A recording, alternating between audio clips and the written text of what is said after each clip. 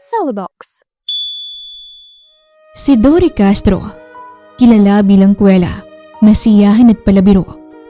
Pero sa kabila ng ngiti at saya, ay may nakatago palang lihim at mapait na alaala. Wala na no? Past na nga diba? Ano bang ginagawa sa nakaraan? Binabaon sa limot. Si Miko naman ay ang ex niya, ang first love niya. Napakasay natin dati. Paano ba tayo napunta sa gantong sitwasyon? Pagtatagpuin ulit ang landas nila dahil sa isang misyon. Ang misyon kayang ito ang wawasak ulit sa kanila o ang misyong ito ang bubuo sa nakaraan nilang nasira na.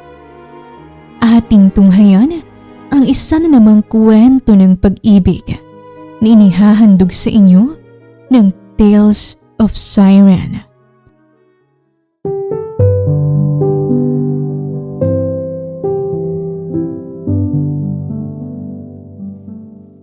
Congrats, Ate Daisy.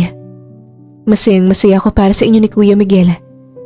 Hindi pa rin ako makapaniwalang may kinasal na sa atin. Masiglang bati ni Darlene sabay yakap kay Daisy. Kami naman ni Chef Fiol sa susunod. Pabirong hirit pa nito. Kagad na umikot ang eyeballs ni Dory nang marinig ang sinabi ng bunso niyang kapatid. Papahirapan ko muna yung piolo mo bago kayo ikasal. Paakitin ko yun ng bundok, palalangin sa Pacific Ocean at patatakbuhin sa gitna ng EDSA. Nagtawanan naman ang mga kapatid niya. Nangingibabaw ang tawa ng nakatatanda niyang kapatid na si Daisy. Nagawa pa nitong sundutin ang tagiliran niya. Ay sus, inggit ka lang eh. Maghanap ka na kasi ng boyfriend, Dory. Para naman hindi love life nitong si Darlene ang pinag-iinitan mo. Suwestyon pa ni Daisy. Humalukip-kip si Dory at sinama nito ng tingin. Tanggap ko na, okay? Tanggap ko na tatanda akong dalaga. Okay lang din naman yun sa akin. Hindi naman nakamamatay ang pagiging single. Depensa niya kahit sa kaloob-looban niya, ay umaasa pa rin siya na may darating para buuhin ang wasak niyang puso. Feeling ko may hinihintay ka kaya hanggang ngayon ay single ka pa rin. Si Miko yan no? Hindi ka pa ba nakaka-move on sa lalaking yun? Pang-aasar pa ni Daisy. Mas lalo pang humaba ang nguso ni Dory. Inismiran niya ito. Pasalamat ka wedding day mo ngayon, kundi nasabunutan na kita, Ate Daisy. At saka huwag mong binabanggit ang pangalan ng lalaking yon. At higit sa lahat, matagal na akong nakamove on sa kanya. Ang tagal na kaya nung sa amin. Napaiwas siya ng tingin pagkatapos. Yun na nga yung point eh. Nasa 9 or 10 years na kayong wala. Pero wala ka pa rin nagiging boyfriend after niya. Nakikipag-date ka naman, pero hanggang date lang. Tapos after ng date, hindi mo na pinapansin. Puna ni Daisy at sinilip ang mukha niya. Di ba okay naman kayo ni Miko? Boto rin ako sa kanya, kahit nang babata niyo pa nung naging kayo. Bakit nga ba kayo naghiwalay? Hindi mo pa yung nasasabi sa akin ha? Ate Daisy, lumang kwento na yon. Kalimutan na natin yun, okay? Kung ano man yung nasa past, huwag na nating ungkatin pa. Umamin ka na kasi. Mahal mo pa siya. Wala akong aaminin. Mabuti pa kumain na lang tayo. Sayang tong mga handa mo sa reception kung uusisain na lang yung love life ko. Nasa iyo dapat ang atensyon. Ikaw ang bride, diba? Palusot niya at hinila na si Daisy papunta sa buffet area. Baby sis, tara na. Mamaya ka na makipagharutan dyan sa nobyo mo. Lumaman muna tayo. Ahaya pa niya kay Darlene. 12:00 na ng gabi pero hindi pa rin tapos ang wedding celebration ni na Daisy at ng asawa nitong si Miguel. Nagsiuwi ng ibang bisita. Habang si Dory naman ay nanatili muna. Nakasandal siya sa railings habang may hawak na isang baso ng alak. Seryoso niyang tinititigan sina Daisy at Miguel sa hindi kalayuan. Tipid siyang ngumiti at pinunasan ng luha niya. Wow! Over naman sa iyak, Dory. Tama sila. Inggitera nga talaga ako. Nainggit ako sa love life ng kapatid ko. Hay nako, kailan ba kasi darating ang lalaking para sa akin? Ilang beses ko nang sinabi na tanggap ko na magiging single ako. Pero kung may darating, di tatanggapin ko. At kung may dadating man, sana yung siseryosohin ako at mamahalin. Kagaya ng pagmamahal ni Miguel kay Ate Daisy o ng pag-aalaga ni Piolo kay Darlene. Sana maranasan ko rin yung ganun. Sana ako naman. Saad niya sa kawalan. Siya si Doriana Marie Castro o mas kilala sa palayaw niyang Dory. 28 anyos at pangalawa siya sa kanilang magkakapatid. Ang mga kapatid niya ay sina Daisy na isang doktor at si Darlene na isang college student. Sa kanilang tatlo ay siya na lang ang may mapaklang love life. Pero naniniwala siya na may lalaking tinadhana para sa kanya. Hindi niya lang sure kung kailan darating. Bata pa lang ay bibo na si Dory. Makulit, masiyahin, palabiro at mapang-asar na anak, kaibigan at kapatid. Nakapagtapos siya ng kursong may kinalaman sa pagninegosyo. Nung nakapagtapos siya ng pag-aaral, ay siya nang namamahala sa mga naipundar na negosyo at ari-arian ng kapatid niyang doktor. Pero walang kaalaman-lamang lahat na hindi lang pala yun ang ginagawa niya. Tumunog ang telepon niya. Kagad na nag-flash sa screen ang pangalan ng kaibigan niyang si Sanya. Malalim siyang napabuntong hininga at sinagot ito. Dory, may bagong misyon para sa'yo. I'll send you the details. Tapos gawin mo na agad bukas. Sabi ni Sanya sa kanya. Napakamot siya ng ulo. Isang misyon at isang relasyon na naman ang masisira sa gagawin ko. Ani at diretsahang nilagok ang natitirang alak sa baso. Kasali si Dory sa isang lihim na samahan. Isang group na may kakaibang hangarin. Tinatawag itong The Apple Queens. Si Madame Blue ang kanilang leader at 3 naman silang miyembro nito. Ang goal nila ay umepal sa relasyon ng iba at may nagbabayad sa kanila para gawin yon. Malalim na napabuntong hininga si Dory nang maalala kung paano siya nakasali sa grupo nila. 9 years ago, naghiwalay sila ng boyfriend niyang si Miko. Labi siyang nasaktan sa nangyari. Sobrang bigat ng nararamdaman niya at wala siyang sinabihan kahit isa sa pamilya o mga kaibigan niya. Nagpunta siya sa isang bar at nagpakalasing. Sana hindi na lang kita nakilala, Miko.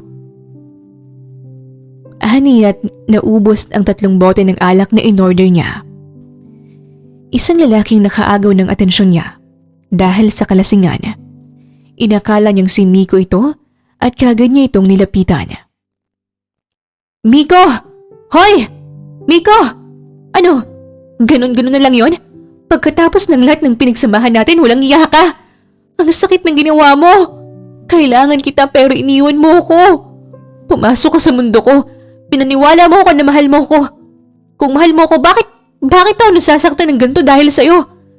Bakit ang dali lang sa'yong talikuran at pabayaan ako, ha? Mahal kita eh.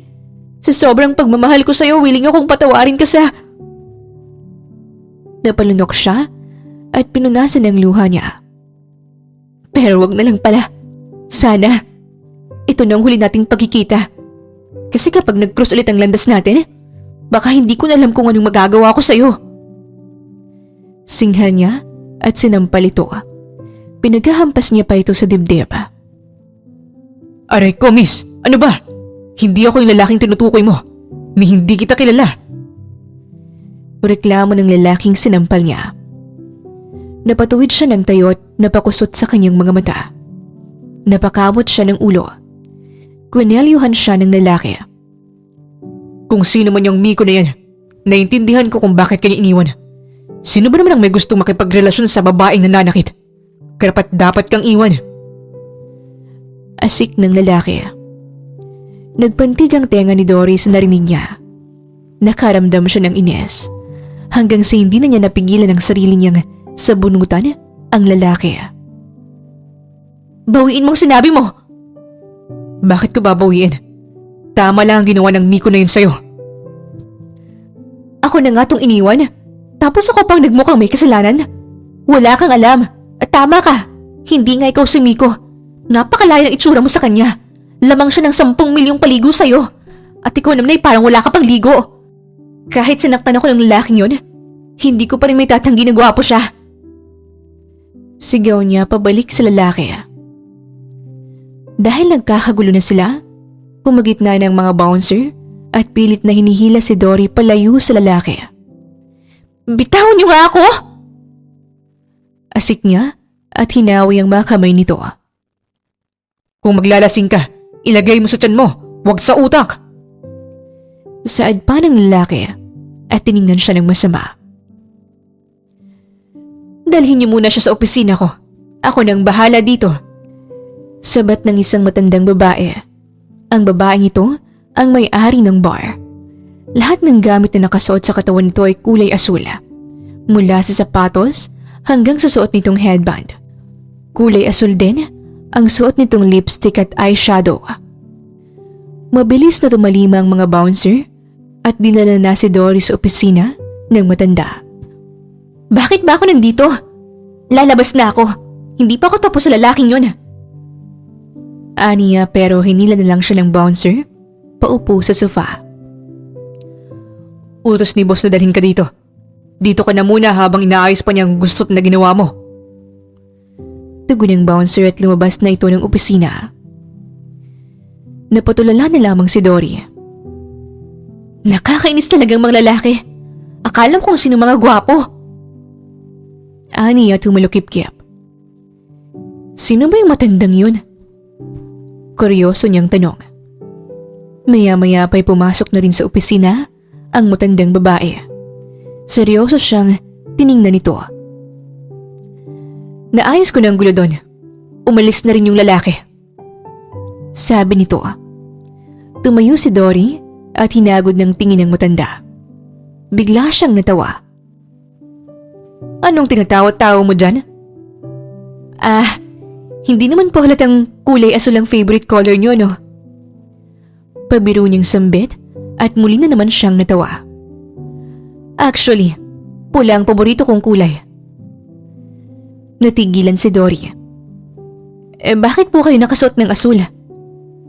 Bawal ba yon? Tumikim siya at napakamot na lang ng ulo. Ngumisi ang matanda at naglahad ito ng kamay. Ako nga pala si Madam Blue. I own this bar. Pagpapakilala nito. Tinitigan lang ni Dory ang nakalahad nitong kamay. Gets ko na. Kaya over yung suot mong kulay asul ay dahil blue naman pala ang pangalan mo. Magaling, may sense. Puna niya at bahagya na naman siyang natawa. Nangangawit na itong kamay ko. Wala ka bang balak makapag-shake hands sa akin? Ako naman po si Dory Castro. Tugon ni Dory at nakipagkamay na rin. Salamat po sa tulong niyo kanina. Kahit hindi naman yun kailangan. Yakang-yaka ko naman yung lalaking yun eh. Malaki lang ang katawan niya pero kaya ko siyang pabagsakin. Matapang ka. Napangiwi si Dory. Matapang nga. Tanga naman sa pag-ibig. Sabi niya sa matanda. Lahat naman nagiging tanga sa pag-ibig. Kahit ako. Kung hindi mo nitatanong, 4 na beses kong pinatawad ang asawa ko sa panluloko niya sa akin. Napanguso si Dory. Mas tanga siya kaysa sa akin. Kung ako yan, baka pinutulan ko na ng ano yung asawa niya once na niloko ako. Sabi niya sa kanyang isipan. Umupo si Madam Blue sa kanyang swivel chair. Narinig ko ang usapan niyo ng lalaking yun kanina. Napaghamalan mo siyang boyfriend mo. Correction, ex po. Ex na. Wala na kami. I see. Niloko ka. Yun nga po yung masakit eh. Hindi niya ako niloko. Basta lang siyang bumitaw. Ang say-say namin eh. Tapos biglang nawala na. Biglang tapos na lahat. Mas matatanggap ko pa siguro kung niloko niya lang ako. At least, maghihiwalay kami ng may rason. Hindi yung ganito. Wasak ang puso mo. Maiaalok ako sa'yo. Nako, kung irereto mo ako sa anak mo, wag na madama. Kakatapos lang ng relasyon namin ni Miko. Hindi pa ako handang humarot, no? Pero kung gwapo, matangkad at sinito naman yung anak mo, Baka pwede kong i-consider. Wala akong anak. Ano bang klaseng inaalok mo, madam? Magtrabaho ka sa akin. Naku, busy po ako. Marami po akong trabaho eh. Hindi ko na caring maging waitress pa rito sa bar mo. Hindi ka magtatrabaho sa akin bilang waitress. Magtatrabaho ka sa akin bilang epal. Kumunot ang noo ni Dory. Alam kong mukha akong epal, pero grabe ka naman, madam. At isa pa, may trabaho bang ganun? Yes, work for me. Maging epal ka. Naguguluhan po ako eh. Lasing ako kanina sa alak pero mas nahilo yata ako sa sinabi mo, madam. Nanghihina yung brain cells ko kasi hindi ko po kayo gets. May hawak akong grupo. Samahan ng mga babaeng epal. Ako ang head nila at trabaho nilang umepal sa relasyon ng iba. The Apple Queens. Hindi siguro yun pamilyar sa'yo. Umalis na kasing isang member kaya naghahanap ako ng bago and you're qualified. Hay nako, minsan na nga lang maging qualified sa pagiging epal pa talaga.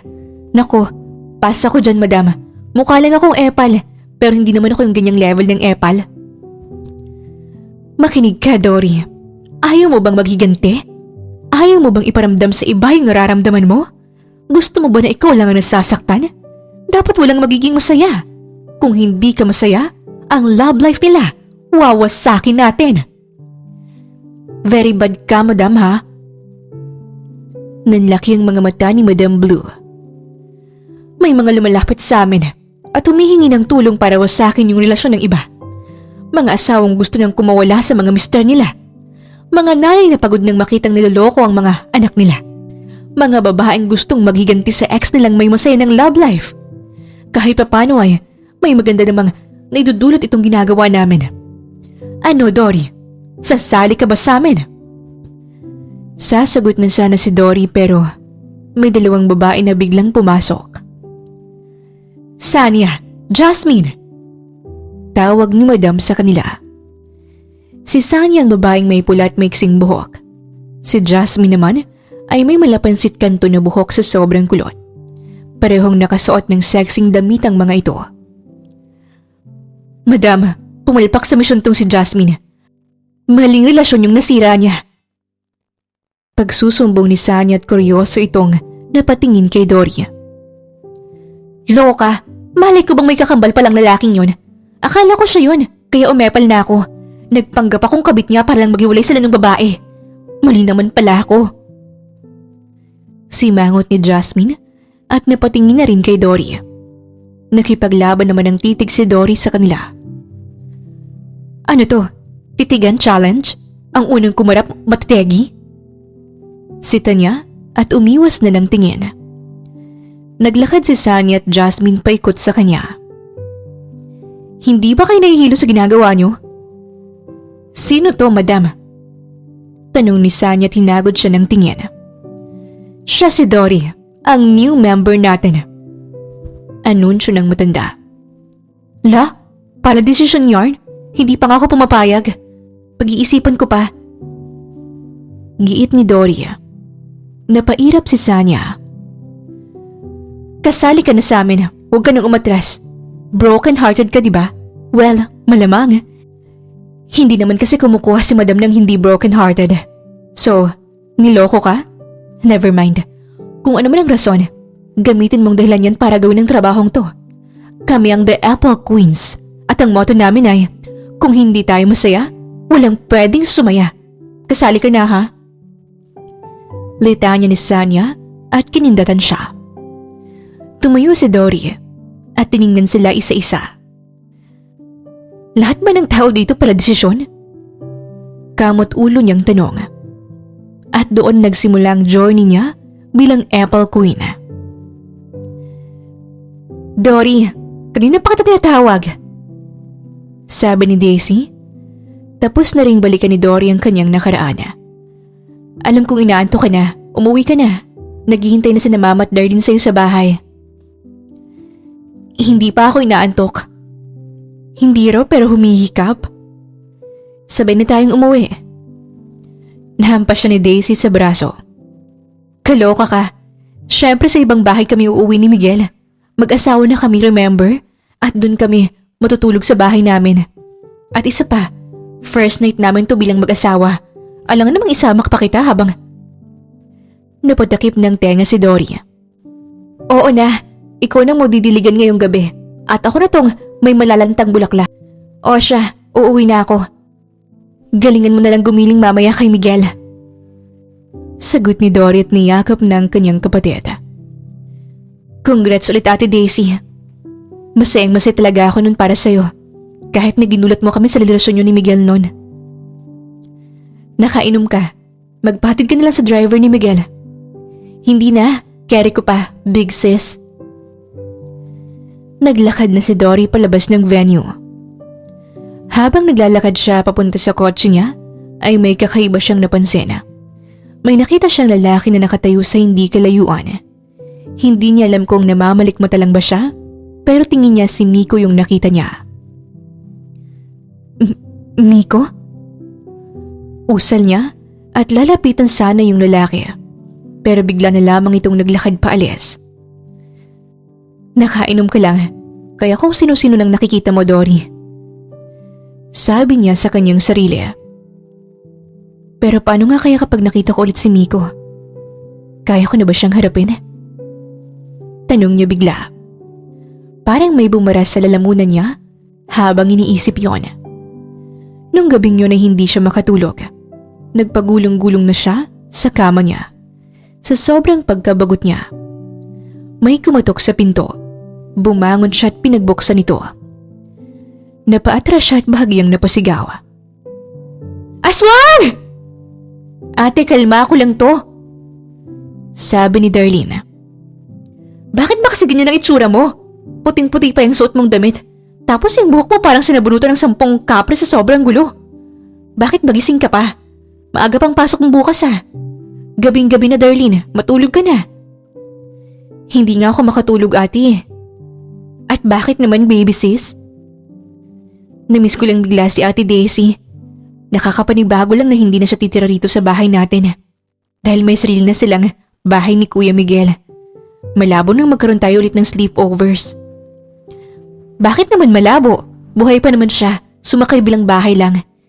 Dito ka nalang matulog sa kwarto ko. Tabi tayo ate? Hindi, sa bubong ako. Syempre tabi tayo, kama ko yan Humagikik si Darlene. Humiga na sila sa kama. Pareho silang nakatitig sa kisame. Kasal mo naman ang aabangan ko sa susunod, Ate Dory. Huwag ka nang mag-abang, mapapagod ka lang kahihintay. Grabe, bata ka pa ate. Marami ka pang makikilala. Malay mo next month, mamit mo na yung dawan mo. At kung wala talaga, magmamadre na lang ako. Wow, ginawa mo pang second option si Lord ate. Idadamay mo pa siya sa pagiging single mo. Pang-aasar ni Darlene sa kanya. Maiba ako ate. Baka naman kaya nahihirapan kang magpasok ulit ng lalaki sa buhay mo dahil hindi ka pa nakakalaya sa nakaraan mo. Siguro may something sa past mo na gusto mo pa ring balikan at wala na no? Past na nga diba? Ano bang ginagawa sa nakaraan? Binabaon sa limot. Narinig ko na yung sinabi ni Ate Daisy kanina. Yung ex mong si Miko. Bakit nga ba kayo naghiwalay ate? Humikab si Dory at nagkunuring humihilik para lang matakasan ang tanong ni Darlene. Makalipas ang ilang minuto, ay narinig niya namang humihilik si Darlene. Bumangon siya at nagtungo sa banyo. Tsaka siya tahimik na umiyak doon. Naalala niya na naman kasi ang masaklap niyang karanasan noon. Karanasan na siya lang ang tanging nakakaalam sa buong istorya. Karanasan na kahit anong pilit niyang kalimutan, nahihirapan pa rin siyang takasan yon. Kinaumagahan, kagad siyang nakipagkita sa kliyente nila sa The Apple Queens. Pagdating niya sa coffee shop ay nakita niya ang lalaking nakaschedule na i-meet niya ngayong araw. Mr. Harold? Anya. Tumango naman si Harold at nakipagkamay ito sa kanya. Sanenisan pa siya nitong maupo. Kinuha na rin ng waiter ang order nila. Ano pong may paglilingkod ko sa inyo? Naikwento sa akin ng isa kong kaibigan ng tungkol sa grupo niyo. Gusto kong humingi ng tulong. Magbabayad ako kahit magkano. Basta, magawa mo lang ng maayos ang ipapagawa ko sa'yo. Sure, Mr. Harold. Gusto kong paghiwalayin mo ang best friend kong si Tasha at ang soon-to-be husband niya. Nako, mahirap pala yun, sir. Ikakasal na pala sila. Tutol ako sa magiging kasal nila. Alam kong hindi siya mahal ng groom. Ayokong punta lang si Tasha sa lalaking hindi naman siya kayang pahalagahan. At isa pa, mahal ko siya. Kahit na kaibigan lang ang turing niya sa akin. Naniniwala ako na mas kaya ko siyang alagaan. Mas kaya ko siyang mahalin sa paraan na gusto niya. Sige, sir. Gagawin ko lahat ng makakaya ko para lang may isa katuparan yung wish niyo. Pwede po ba akong makahingi ng impormasyon tungkol kay Tasha at sa groom niya? Ngumiti si Harold at nalaglag ang brown envelope sa harapan niya. Binuksan niyo ni Dory. Napatango-tango siya nang makita ang litrato ni Tasha. Maganda. Kaya hindi na nakapagtataka kung bakit in love si Mr. Harold sa kanya. Komento niya. Binasa niya na rin ang mga papeles na tungkol kay Tasha. Sunod naman ay kinuha niya ng litrato ng groom. Natigilan siya. Namutla siya at napaangat ng tingin kay Harold. Totoo ba to? Bakit? May problema ba? Si Miko to. Nanginginig ang mga kamay niya at nabitawan pa niya ang picture. Kilala mong mapapangasawa ni Tasha? Paano? Restroom lang ako. Paalam niya at nangihina siyang naglakad papunta sa banyo. Napakapit siya sa sink. Tinitigan niya ang sarili niya sa salamin. Ang tagal na nun pero ang sakit pa rin pala. Nung nakita ko ang picture niya, sumikip ang dibdib ko. Naalala ko na naman ang ginawa niya. Sabi nila, lahat ng pangyayari may dahilan. Tama lang siguro na isa si Miko sa magiging misyon ko. Oras na rin siguro para magtagpo kami. At oras na rin para pagbayarin ko siya sa nagawa niya sa akin. Maghihiganti ako sa iyo, Miko. Ipaparamdam ko sa iyo ang pinaramdam mo sa akin noon. Mariin niyang sinabi at inayos muna ang itsura niya bago binalikan si Harold. Sorry na tagalan ako. May kinausap lang ako sa telepono. Pagdadahilan niya. Tinatanggap mo ba itong ipapagawa ko, Dory? Ngumiti ng malaki si Dory. Yes, why not? Work is work. At saka gusto kong makatulong sa'yo. Bukas na bukas din ay sisimulan ko ng Operation Paghiwalayin si Tasha at Miko. Paano mo nga pala nakilala si Miko? Nako, mahabang storya. Tanging naisagot niya na lang. Kaagad niyang binalita sa mga kasamahan niyang napag-usapan nila ng bagong kliyente. What? What a small world. Sign na talaga yan para mag-reconnect kayo ng ex mo. Komento ni Sanya. Napangiwi si Jasmine. Anong reconnect? Gaga si Dory kapag tinanggap niya yan. Si Miko ang nanakit sa kanya noon. Tapos papapasukin niya ulit ang lalaking yun sa buhay niya? Wag na, no? Abort mo na lang yung mission. Or ipasa mo na lang sa amin. Ako na lang ang gagawa. Swiss ni Jasmine. Si Dory ang nakasign dyan. Kaya dapat siyang tumapos dyan. Giit pa ni Sanya. Come to think of it. Pwedeng gamitin ni Dory ang misyon na to para makipaghiganti siya kay Miko. Nasa sa kanya na lang yun kung paano niya gagawin. Dagdag pa ni Sanya. Sumang-ayon si Jasmine. Oo nga no, magandang idea nga yan. Kung kailangan mo ng tulong, nandito lang kami ni Sanya, Dory. Pero dapat hindi malaman ni Madam ang tungkol dyan sa pagganti mo kay Miko. Alam mo naman yun, bawal ihalo ang personal feelings sa misyon. Saad ni Jasmine. Malalim na napaisip si Dory.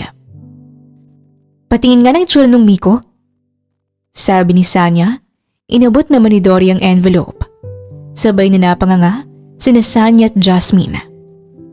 Ang hot? Kaya naman pala hindi ka makamove on. Pagbibiro nito sa kanya, inismiran niya ang dalawa.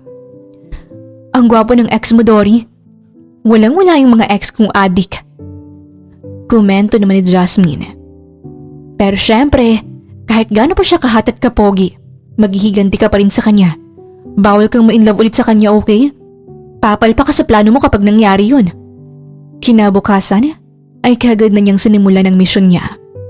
Ibinigay sa kanya ni Harold ang address ng company ni Miko. 6:00 pa lang ng umaga ay nasa labas na siya ng building.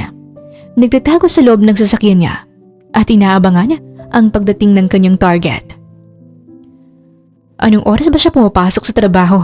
9:00 na. Late na siya. Pasalamat siya na siya ang boss. Kasi kung empleyado siya tapos ganyan siya ka-late, baka matagal na siyang nasisante. Iritado niyang sambit at sumimsim sa kape niya. Naibuga niya ang kape nang makita si Miko na bumaba sa isang mamahaling kotse. Nataranta siya at binitawan ang binili niyang kape. Napasigaw siya, pero kagad ring natigilan. OA na sigaw, Salf? Hindi naman mainit? Ngiwi niya at naghanap na lang ng tissue pampuna sa namantsahan niyang damit. Muli niyang tiningnan si Miko at sunod-sunod siyang napalunok. Ilang taon ang nakalipas at mas lalo pang gumapo at tumangkad si Miko. Nakasuot ito ng puting long sleeve at may suot din itong shades. Leche, ang gwapo niya pa rin talaga. Aniya at binatukan ang kanyang sarili. Anong gwapo? Hindi no? Bawiin mo yun, Self. Pangit siya. Mula nung iniwan ka niya, naging pangit na siya. Pangit, pangit, pangit. Sermon niya sa kanyang sarili. Nagkasalubong ang kilay niya nang malamang hindi lang pala si Miko ang lula ng sasakyan. Bumaba na rin kasi mula roon si Tasha, ang fiancé nito. Si Tasha ay may lahing Espanyol, kaya kakaiba ang tangos ng ilong nito. Hindi may pagkakailang maganda ito at pasado talaga bilang modelo. Matangkad ang height, pero kahit ganun, maganda pa rin itong tignan kapag tinatabi kay Miko. Hindi nagko-complement ang height ng dalawa. Inangkla ni Tasha ang kanyang braso sa braso ni Miko. Malakas na nahampas ni Dory ang manibela. Bumusi na tuloy ang sasakyan niya. Sabay na napalingon sina Miko at Tasha sa kotse niya. Kagad naman siya nagtago kahit na tintad naman ang kanyang sasakyan. Di kayo nang masaya. Ang sweet niyo, ang aga-aga pa. Simangot niya at napatuwid ng upo. Wala na rin sina Miko at Tasha. Nakapasok na kasi ang mga ito sa loob ng building. Kinuha ni Dory ang picture ni Miko, yung litratong bigay sa kanya ni Harold. Ang harot mong lalaki ka. Asik niya at pinunit ito. Huwag kang masyadong magpakasaya at magpakasweet. Hindi rin magtatagal yung relasyon nyo. Gagawin kong lahat para maghiwalay kayo. Hindi ka pwedeng maging masaya. Saad niya. Ang planong naisip ni Dory akitin niya si Miko at pagsisalosin ng todo si Tasha. Hanggang sa mapagpasya ng mga ito na umatras na lang sa kasala. Ngumisi siya at naghintay pa ng ilang oras. Nagpalit na rin muna siya ng damit. Nung nakita niyang paalis si Miko, kaagad niya itong sinundan. Tumawid si Miko papunta sa cafe na nasa tapat lang ng pagmamay-ari nitong building. Nagmamadali niya itong sinundan at muntik pa siyang masagasaan sa ginagawa niya. Nagkape na ako kanina, pero papainom na naman ako ng kape ngayon. Hindi pa naman masyadong sanay sa kape tong tiyan ko. Malamang matatainan naman ako mamaya. Kamot ulo niyang sinabi. Inayos niya muna ang kanyang sarili bago siya tuluyang pumasok sa loob. Nakita niya si Miko sa counter. Kagad siyang naglakad papalapit doon. Sinadya pa niyang sagiin ang siko ni Miko na nakapatong sa counter. 1 cappuccino please? Sabi niya. Naramdaman niya ang titig ni Miko sa kanya, pero nagkunwari siyang walang pake. Sobrang lakas ng kabog ng dibdib niya, na mamawis din ng gusto ang mga kamay. Dory? Tawag sa kanya nito at doon na siya tuluyang bumaling kay Miko. Miko? Ikaw pala yan. Ani at beneso pa ito. Kumusta ka? Tanong pa niya at ninitian ito. Ikaw dapat ang tinatanong ko niya na. Kumusta ka na, Dory? Okay lang naman. Masaya. Masayang masaya ako. Kung yelo lang siya, ay baka kanina pa siya natunaw sa kakatitig ni Miko sa kanya. Tumikim siya. Umu-order ka rin pala ng kape dito. Yeah, katapat lang kasi to ng building namin. Sagot ni Miko. Hindi pa rin inaalis ang tingin sa kanya. Baka gusto mong umupo muna tayo. Magkwentuhan tayo saglit. Mabilis naman siyang sumang-ayon. Ipinaghila pa siya nito ng upuan. So, how are you, Miko? Tanong ulit ni Dory. Okay lang naman. Nakauwi ka na pala from States? Sana hindi ka na umuwi. Ha? Wala. So, ano naman ang ganap mo ngayon sa buhay? May sarili na akong negosyo. At ikakasal na rin ako. Wow, that's great! Congrats na rin. I'm happy for you. Anya, gusto niya lang masuka sa mga pinagsasabi niya. Ikaw ba? May boyfriend ka na? O asawa? Nako, wala. Wala akong planong pumasok sa relasyon. Actually, magsasampung taon na akong single. I'm sorry, Dory. Bakit ka naman humihingi ng sorry? Sorry dahil single ako? Wala ka namang kinalaman doon. Sorry sa nangyari sa atin nun. Kalimutan mo na yon. Ang tagal na kaya nun. Naka-move on na ako. Ikaw rin naman siguro, di ba? Hindi sumagot si Miko sa tanong niya. Ano nga palang ginagawa mo ngayon, Dory? Pag-iiba nito ng usapan. Business din. May mga naipundar kasing negosyo at lupain si Ate Daisy. At ako ang namamahala sa mga yun. May flower shop at sakahan kasi siya. Naaalala mo pa naman siguro si Ate Daisy, hindi ba? Tumango si Miko. Nag-abot ng calling card si Dory. Ito nga pala yung calling card ko. If kailangan mo ng supplier para sa mga bulaklak na gagamitin sa kasal mo, pwede mo akong kontakin. Pwede rin kitang bigyan ng discount. Saad niya, ito ang naisip niyang paraan para makausap ulit si Miko sa susunod. Dumating na ang kape niya. Kagad niyang dinampot ang bag niya at tumayo na. Binigyan niya ng isang ngiti si Miko. I have to go. Masaya akong makita ko ulit, Miko. Huling sambit niya bago ito tinalikuran. Tsaka lang siya nakahinga ng maluwag nung malayo na siya kay Miko. Kanina kasi, parang siyang sinasakal habang nag-uusap sila. Nag-sorry pa talaga siya. Na para bang mabubura ng sorry niya yung sakit na dinulot niya sa akin noon. Kainin niya yung sorry niya. Isawsaw niya sa kape niya. Che! Irap niya at mabilis na pinaharurot ang kanyang kotse.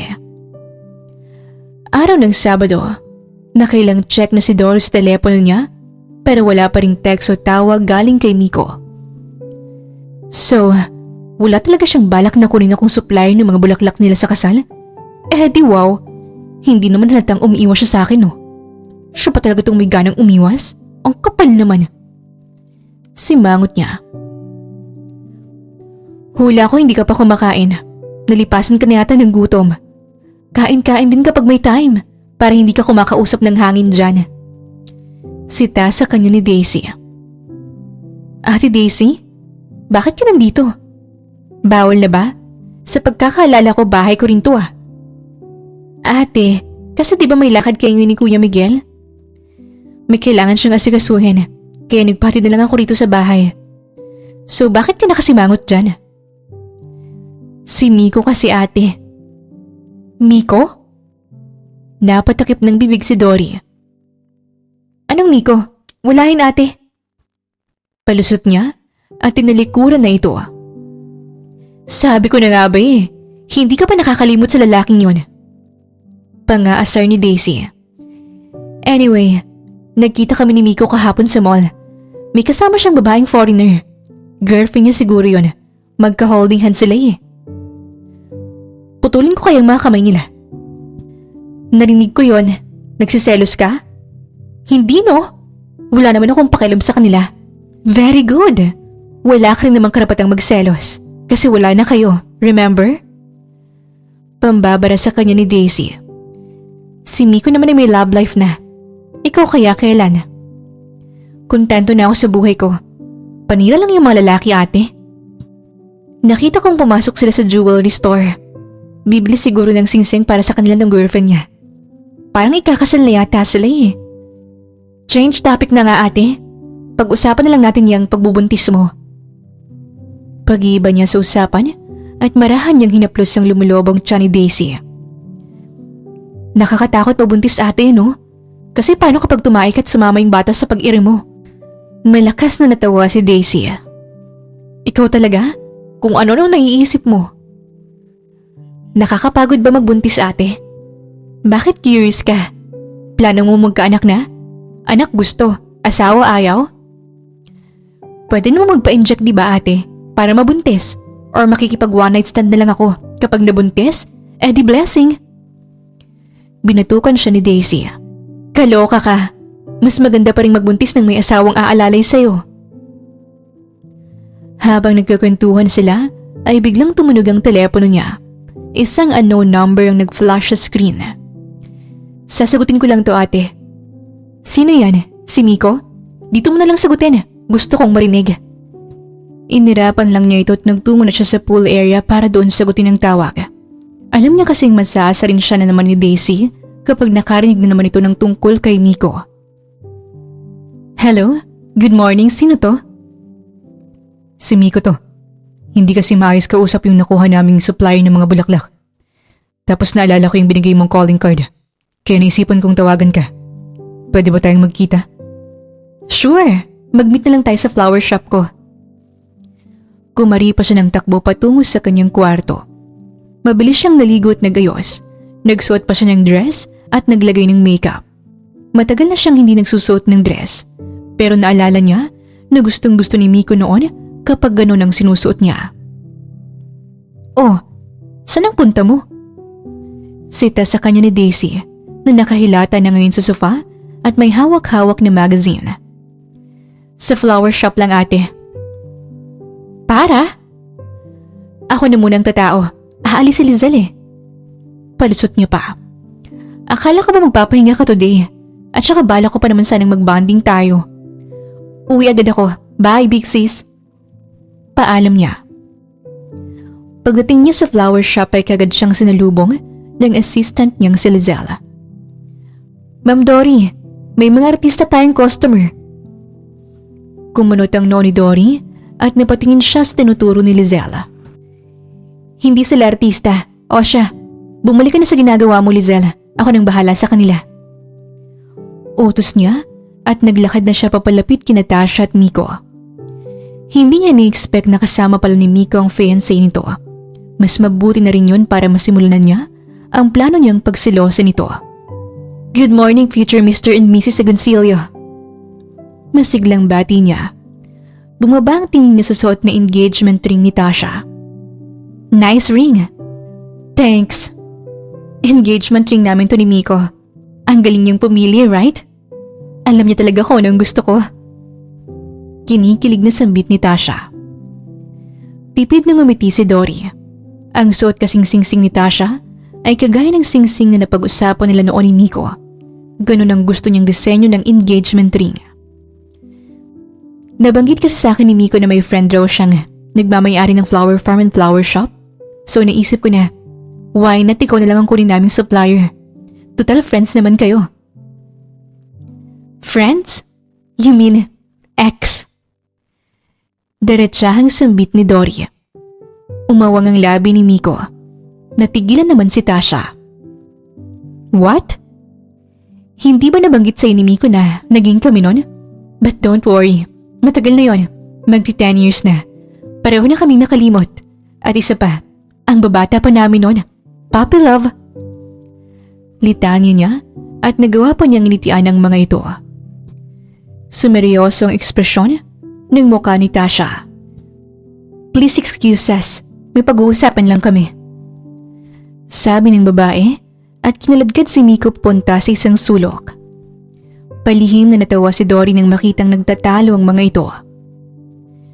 Nagsisimula pa lang ako sa mission ko, pero parang mabilis ko itong matatapos Ngunit natigilan siya sa pagtawa nang makitang niyayakap ni Miko si Tasha. Lumingon pa si Miko sa direksyon niya. Namutla siya at napaiwas ng tingin. Akala ko ba sabi ni Harold parang hindi mahal ni Miko si Tasha? Pero bakit ibang nakikita ko? Mukha namang may nararamdaman si Miko kay Tasha. Ang sweet pa nila. Talagang sarapan ko pa nagyayakapan. Napatampal siya sa noo niya. Maya-maya pinatapos na rin ang pag-uusap ng couple. Nakangiti na si Tasha nang harapin ulit siya. So, magsimula na tayo sa pagpili ng mga bulaklak? Anya ni Dory. Ang gaganda ng flowers niyo. Puri ni Tasha. Hindi na tuloy ako makapaghintay sa kasal namin ni Miko. Ang ganda siguro sa feeling kapag nakadisplay na to sa aisle. Tapos maglalakad ako sa gitna ng mga bulaklak na to, Dory. If hindi ka busy sa araw ng wedding namin, pwede kang pupunta. I'm inviting you. Gusto kong makita mo na kinakasal siya sa akin. Ako? Pupunta? Sa kasal niyo? Tinuro pa niya ang kanyang sarili. Kagaya na sinabi mo, move on ka na. So wala namang masama kung imbitahan kita, di ba? And kagaya rin ng isa mo pang sinabi, puppy love lang naman ang meron kayo. Hindi seryoso. So, pumunta ka ha? Malalim na napabuntong hininga si Dory. Tinitigan niya ang magkahawak na kamay ng dalawa. At sino namang tangang pupunta sa kasal ng ex niya? Bakit naman ako pupunta doon? Para mainggit sa kanila? Hindi na ano? Sabi niya sa kanyang isipan. Tumunog ang cellphone ni Tasha. Nagpaalam na muna ito at lumabas saglit para sagutin ang tawag. Naiwan tuloy silang dalawa. Ang swerte mo kay Tasha. Halatang understanding siya at mahal ka niya. Tama ka. Swerte nga ako sa kanya. Excited ka na siguro sa kasal niyo, no? Umiwas ng tingin si Miko at hindi siya sinagot. Nakaisip ng kalokohan si Dory. Pasimple niyang sinagi ang vase sa gilid niya. Nalaglag ito at nabasag. Kagad siyang kumilos para linisin ang kalat. Sinadya pa niyang sugatan ang kanyang sarili. Aray! May sugat ka. Tumayo ka na dyan. Dapat kasi nag-iingat ka. Saway ni Miko at hinila siya palayo sa basag na vase. Nag-alala nitong tinignan ng palad niya. May first aid kit ba kayo rito? Miko, kumalma ka. Malayo yan sa bituka.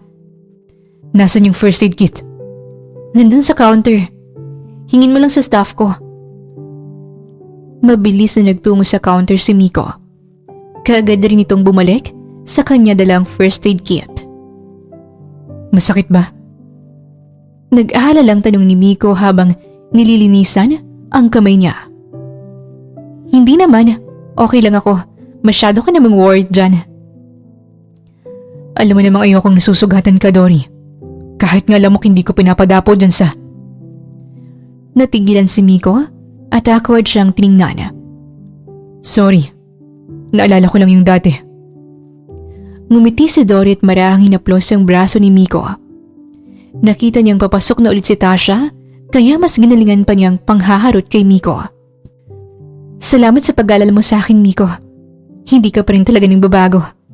Ikaw pa rin yung Miko na nakilala ko. Saad pa niya. What's happening here? Saglit lang ako nawala tapos may ganito na kagad. Asik ni Tasha at palipat-lipat ang tingin sa kanilang dalawa. Ginagamot ko lang ang sugat niya. Ipinakita naman ni Dory ang sugat niya para patunayan ang sinabi ni Miko. Halata pa rin ang inis sa mukha ni Tasha. Hinila nito palayo si Miko. Let's go, Miko. Imimit pa natin yung supplier ng cake and cupcakes. Yan ito. Wait, so kami na bang kukunin yung supplier para sa mga bulaklak? Sabat ni Dory. Nakita niya ang pag-irap ni Tasha. Pag-iisipan namin. Sagot ng babae at hindi man lang hinayang makapagpaalam si Miko kay Dory. Nilisa na nila ang lugar at naiwan namang nakangisi si Dory. Kinabukasan ay nakipagkita sa kanya si Harold.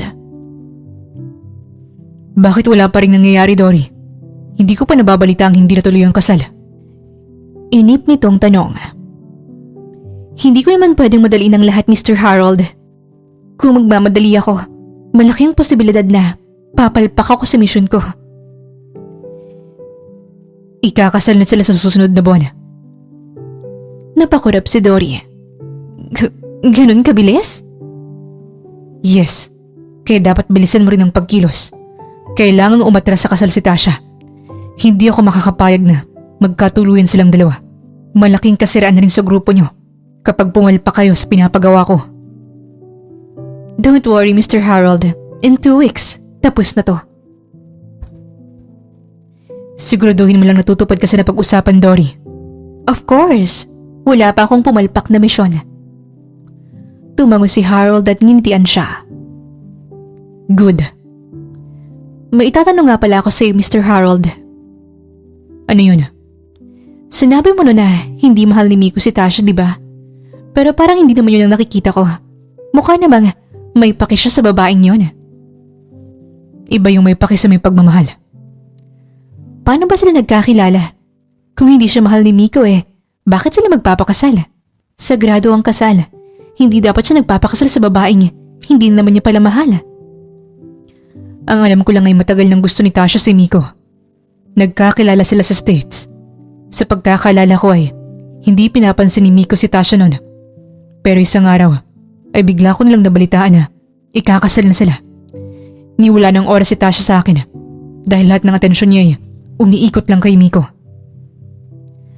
Pumangulong baba si Dory at nahulog na naman sa malalim na pag-iisip. Dory. Tawag sa kanya ni Madam Blue. Nasa headquarters kasi sila para pag-usapan ang bagong misyon ni Jasmine. Sakto namang dinalaw sila ni Madam Blue. Sabay-sabay silang tumayo sa kinauupuan nila at binati ang matanda. Sumunod ka sa opisina ko, Dory. Napatingin si Dory sa mga kasamahan niya. May ginawa ka ba? Kuryosong tanong ni Sanya sa kanya. Wala naman. Sinundan niya ang matanda. Naabutan niya itong nagyoyosi. Napaubo siya at napatakip sa ilong niya. Bitawan mo yung misyon tungkol kay Mr. Harold. Madam, bakit? Nalaman ko na kasama si Miko sa target. Bakit hindi niyo ito nabanggit sa akin? Madam, si Sanya nag-assign sa akin sa misyong to. Hindi ko naman alam na hindi niyo pa pala alam ang tungkol dito. Ibigay mo na lang yung misyon kay Sanya. Madam, nakapagsimula na ako. Masyado nang huli para umatras pa ako. Alam mo kung anong pwedeng mangyari, Dory. Talo ka kapag bumalik na naman yung nararamdaman mo para kay Miko. Malabo yan, madam. Hindi ko hayaang mangyari yan. Ang goal ko lang ay yung paghiwalayin silang dalawa. Kagaya ng utos ni Mr. Harold. Kapag napaghiwalay mo na sila, anong susunod mong gagawin? Maghihigante. Kakalimutan ko na ulit si Miko. Kagaya ng dati. Siguraduhin mo lang yan, Dory. Sinaktan ka ng lalaking yon. Alalahanin mo lahat ng masamang ginawa niya sa'yo. Hindi na para bumalik ka pa sa piling niya. Papayagan kitang ipagpatuloy ang misyon. Basta mangako ka sa akin na hanggang misyon lang yung meron sa inyo. Opo, madam. Paglabas niya sa opisina, ay bumungad sa kanya sina Jasmine at Sanya. Napagalitan ka? Usisa ni Jasmine. Pabirong sinabunutan ni Dory si Sanya. Loka ka. Wala naman palang alam si Madam tungkol sa misyon ko kay Mr. Harold. Hindi siya nag-assign sa akin sa misyon na yon, kundi ikaw. Sinetap mo ko, Sanya. Kaya naman pala gusto mo na sa akin mapunta si Mr. Harold. Humalakhak si Sanya. Well, gusto ko lang makatulong sa'yo, Dory. Alam kong gusto mong gumanti sa Miko na yon. Kaya napagpasyahan kong ipasa sa'yo ang misyon na yon. Tingin ko rin kasi mas mabilis mo yung magagawa kaysa sa akin. Kasi may past kayo. Napanguso si Dory. Ano bang sinabi ni Madam sa'yo? Pinapatigil ka na ba niya? Pinayagan niya ako ipagpatuloy pa yon. Basta ba pagkatapos ng misyon, aalisin ko na ulit si Miko sa buhay ko. Paano yung paghiganti mo? Siyempre tuloy pa rin yun. Basta hindi lang yun malalaman ni Madam Blue. Sige, quiet lang kami. Support ka namin dyan sa revenge plan mo. Saad ni Sanya at tinapik siya sa balikat. Sa sumunod na araw ay muli niya na namang sinundan si Miko. Binabantayan niya ang bawat kilos nito. Kabisado niya na rin ang mga lugar na madalas nitong pinupuntahan. Nalaman niyang mag-gym ito. Kaya kagad niyang tinawagan si Sanya at nagpadala siya ng gym clothes. Ano to? Taka niyang tanong sabay angat sa dinalang damit ng kaibigan niya. Ang sabi ko damit pang exercise sa gym. Hindi damit pang exercise sa kama. Ang iksi naman itong short para ng panty. Tapos ang nipis nitong bra. Ayoko nito. Humalakhak si Sanya at inabot sa kanyang isa pang paper bag. Pinaprank lang kita. Eto damit mo. Sabi pa nito sa kanya at inabutan na siya ng gym clothes. Pagkatapos magpalit ay pumasok na siya sa loob ng gym. Kagad na hinanap ng mga mata niya si Miko. Nakita niya itong nagpo-pull up sa gilid. Lumapit siya sa salamin at tiningnan ang suot niyang bra. Inayos niya ito, yung kita ng cleavage niya. Pumesto siya sa treadmill. Maganda ang hubog ng katawan niya, kaya maraming napapalingon sa kinaroroonan niya. May mga lalaki pang napapasipol at nagtutulakan sa gilid. Dahil sa ingay, ay naagaw nito ang atensyon ni Miko. Ramdam niyang nakatingin na si Miko kaya't mas sineksihan niya pa ang pagtakbo sa treadmill. Pawis na pawis siya pagkatapos. Nag-uunahan naman sa pag-abot ng towel ang mga kalalakihan. Miss Beautiful, towel oh. Ipunas mo sa pawis mo. O baka naman, gusto mong ako nang magpunas ng pawis mo. Okay lang sa akin. Hirit ng lalaking halos pumutok na ang muscles. Ngumiti si Dory at hinawi ang buhok niya. Sinulyapan niya si Miko at kinawayan. Hi Miko, nandyan ka pala. Saad niya. Humakbang si Miko papalapit sa kanya. Kusang nagsitabi ang mga lalaki nang dumaan si Miko. Anong ginagawa mo dito? Ano bang ginagawa sa gym? Pili niyang sambit. Bakit dito? May gym naman na puro babae ang... Miko, ano namang mali kung dito ako? Pinagpipiestahan ka ng mga lalaki dito. So, wala naman akong nakikitang problema as long as hindi nila ako hahawakan. Bahala na silang matakam dyan. At isa pa, single naman ako kaya walang magagalit o magsiselos. Depensa niya at tinalikuran na si Miko. Nagtungo siya sa locker room. Kagad naman siyang sunundan nito. Binuksan niya ang kanyang locker. Tsaka lang niya napagtanto na hindi niya pala dala ang towel niya. Wala tuloy siyang pampunas sa pawis. Napatampal siya sa kanyang noo. Patay, hindi pala ako nakapagpadala ng towel. Tumikim si Miko at inabutan siya ng towel. Gamitin mo lang tong sa akin. Salamat. Nauuhaw ka ba? May extra pa akong tubig doon. Alok ni Miko. Kagad siyang umiling. No thanks. May dala naman akong tubig. Ang liit talaga ng mundo, no? Sinang maghahakalang magkikita ulit tayo dito? Matagal ka na bang nag-gym dito? Tumango si Miko. Napakagatlabi si Dory. Kaya naman pala pak ang muscles nito. Batak pala sa pag-gym. Ani at kinurot ang kanyang sarili. Nagalmasal ka na ba? Pag-iba ni Miko sa usapan. Hindi pa.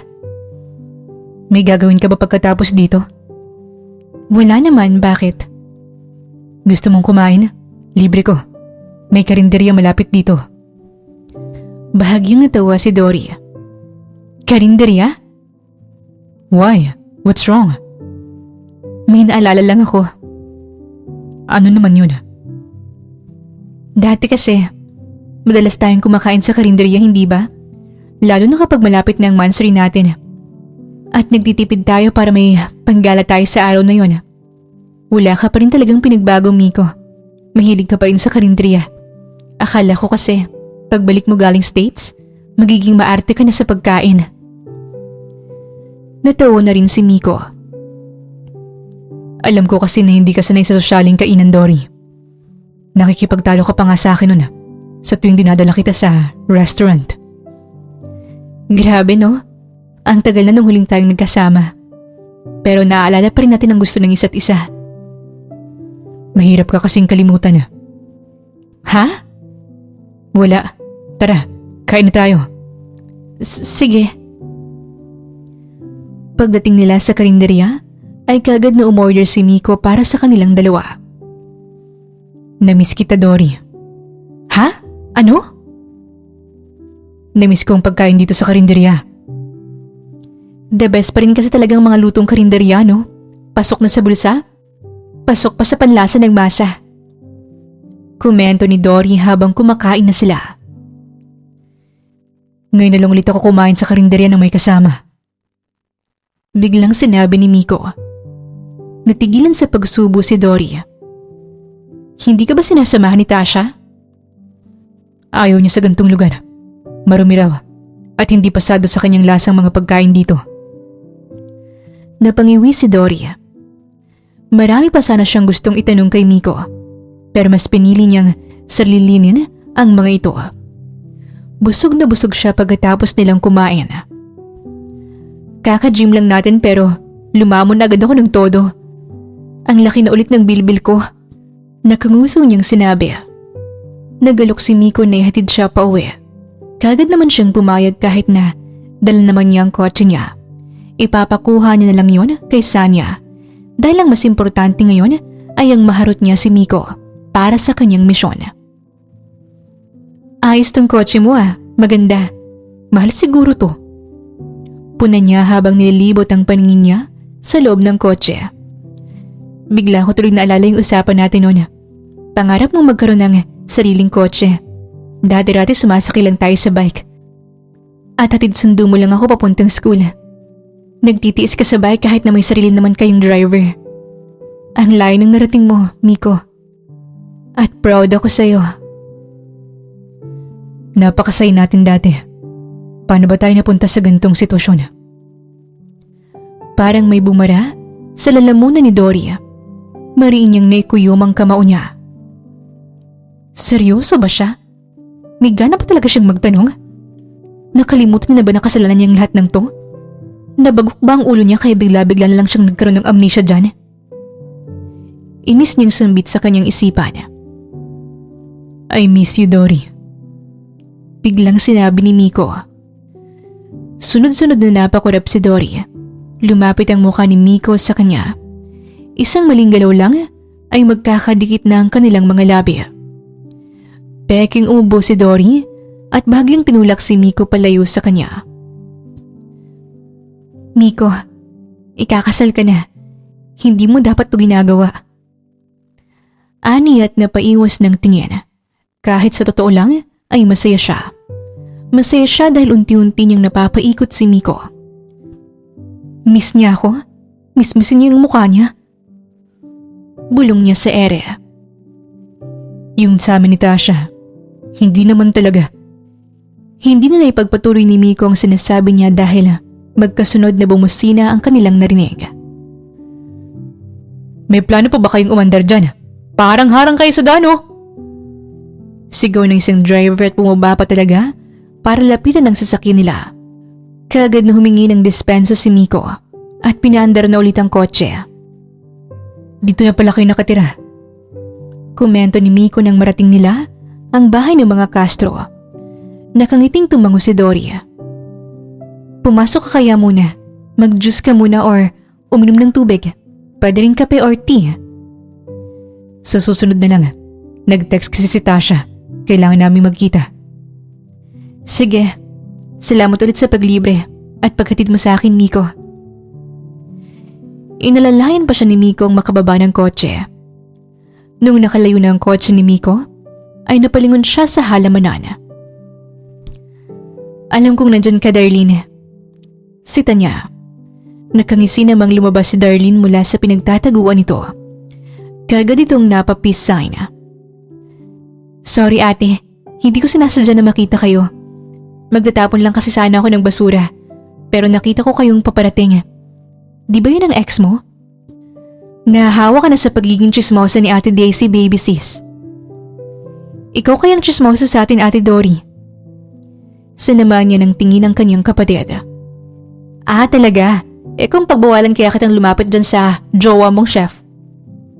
Piro lang ate. Tama ka, si Ate Daisy nga talaga yung chismosa. Anong ako?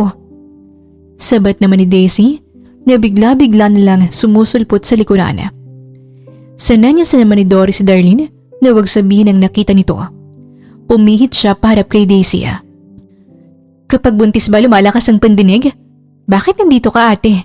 Sawa ka na ba sa mukha ni Miguel? O na-miss mo lang talagang malaanghel kong kagandahan? Hindi naman kita masisisi. Ang gantong mukha'y kamismis naman talaga. Pabirong hirit ni Dorit bineso ang kanyang kapatid. Ako yatang na-miss ni Ate Daisy. Hirit naman ni Darlene. Oo, na-miss ka niya. Na-miss utusan. Pambabara naman ni Dory. Kagad na napanguso si Darlene. Joke lang. Tara na muna sa loob. Doon na tayo magtsikahan. Hindi nagpatinag si Daisy sa paghila niya. Ate, tara sa loob. Masyadong mainit dito sa labas. May itatanong kasi ako. Ano naman yun ate? May nakita akong sasakyan na naghatid sa'yo dito kanina. Tapos may bumabang lalaki na matangkad. Hindi ko nga lang masyadong naaninag yung muka. Sino yun? Sasagot na sana si Darlene pero mabilis niyang tinakpan ang bibig nito. Hindi lang pala pandinig ang lumalakas sa buntis, pati pala yung paningin mas lumilinaw. Kamot ulong sambit ni Dory. Thank you, Dory. Bati ni Harold nang magkita silang muli. Kumunot ang noo ni Dory. Sumimsim siya sa kape niya bago inusisa si Harold. Bakit ka nagpapasalamat sa akin? Hindi natuloy ang kasal. Kung ano man ang ginawa mo, epektibo talaga yun. Sa wakas, hindi na matatali si Tasha sa Miko na yun.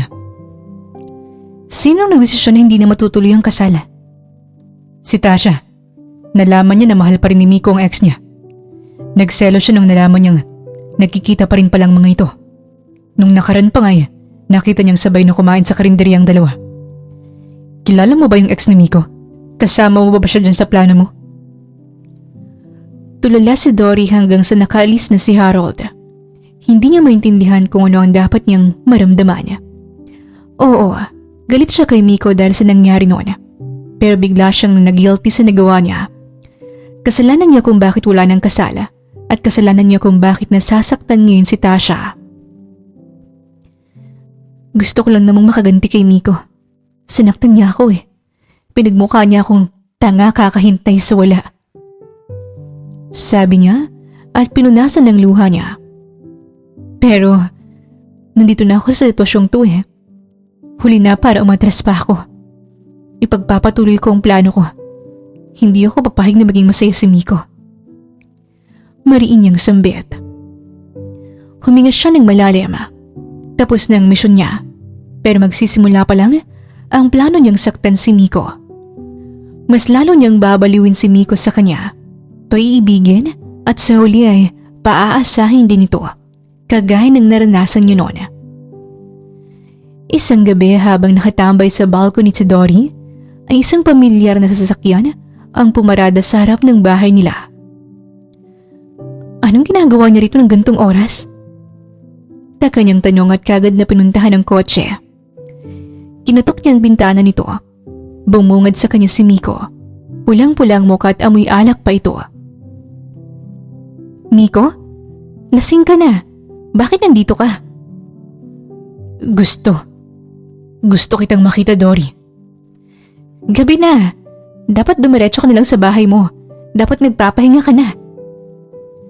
Bumaba ng sasakyan si Miko.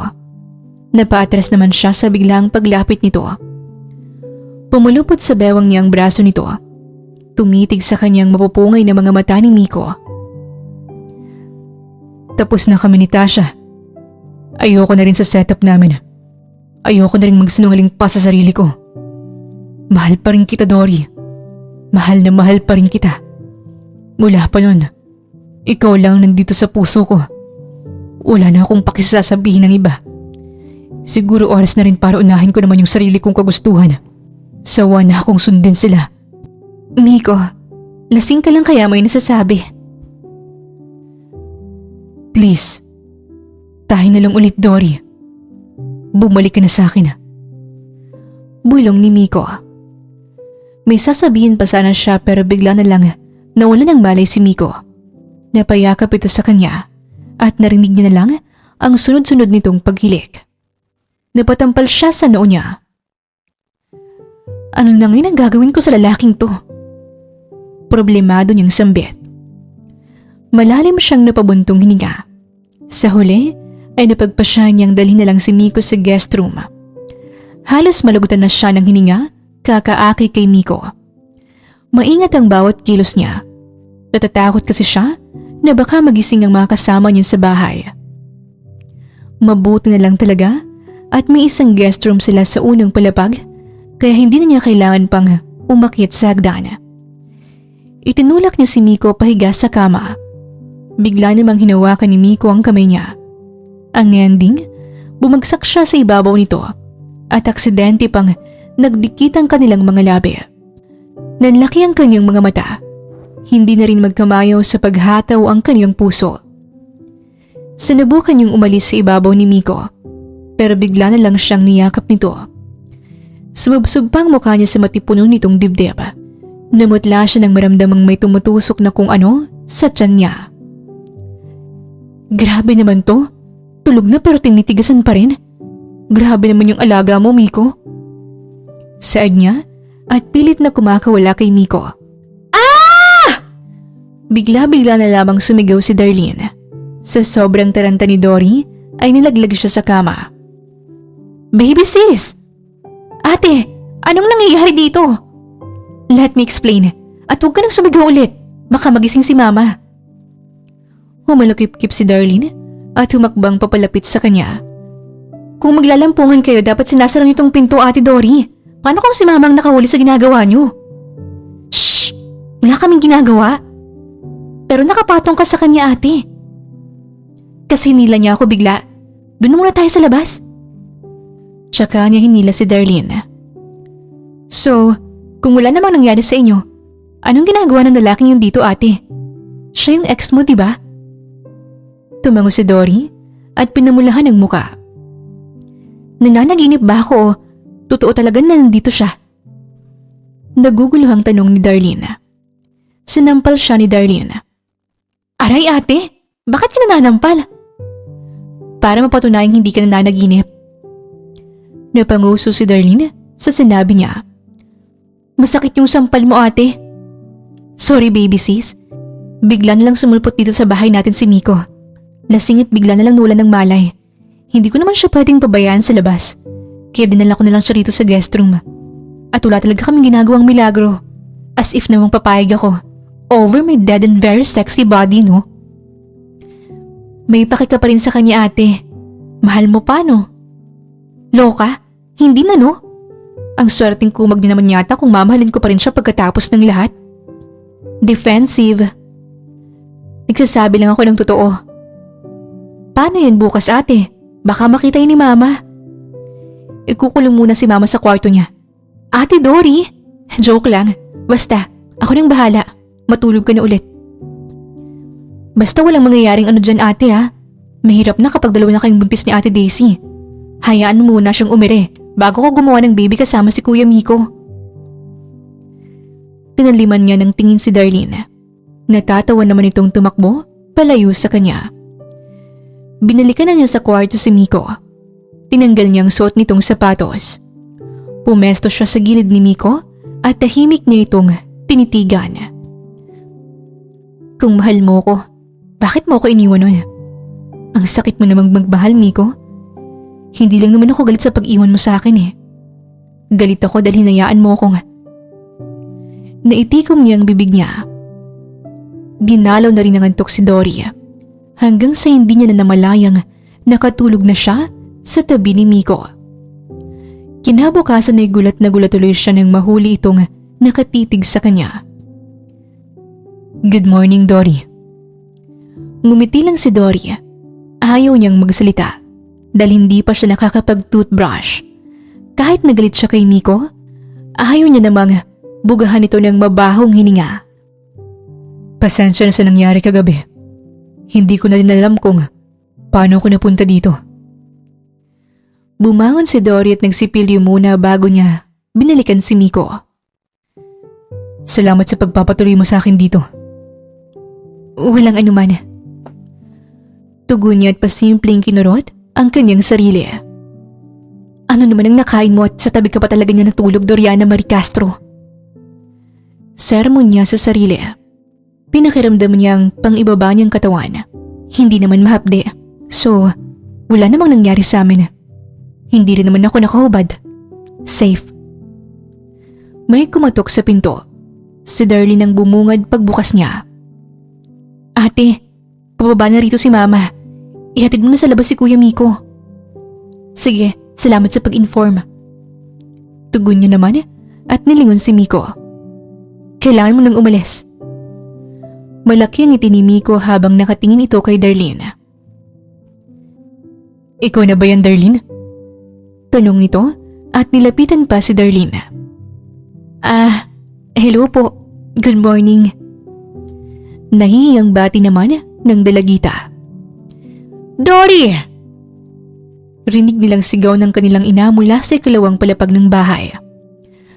Ako nang bahala kay Mama, ate. Basta ihatid mo na sa labas si Kuya Miko. Kinaladkad na ni Dory si Miko palabas. Ni hindi na ito nakapagsuot ng sapatos.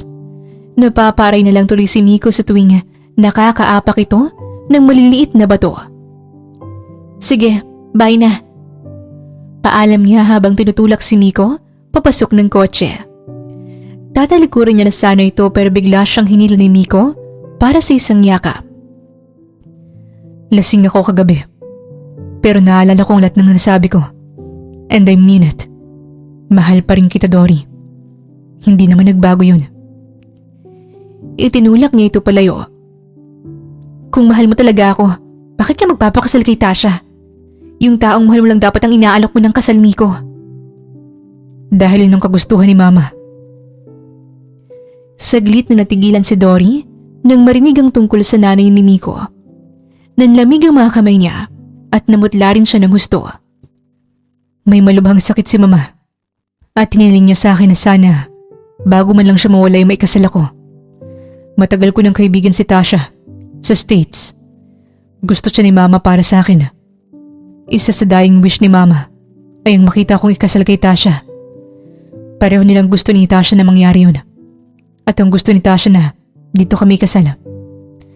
Nung umuwi kami rito sa Pilipinas, buo na ang loob kong pakasalan siya. Pero nung nakita kita ulit, humakbang ako pa atras, Dory. Hindi ko pala kayang may kasal sa babaeng hindi ko naman talaga mahal. Napagtanto ko na, siguro oras na para unahin ko naman yung gusto ko. Oras na para ako naman ang masunod. Gusto kong sundin ang puso ko. Umatras na rin si Tasha sa kasal. At nasabi ko na rin sa kanyang tungkol sa'yo. Mahal kita, Dory Castro.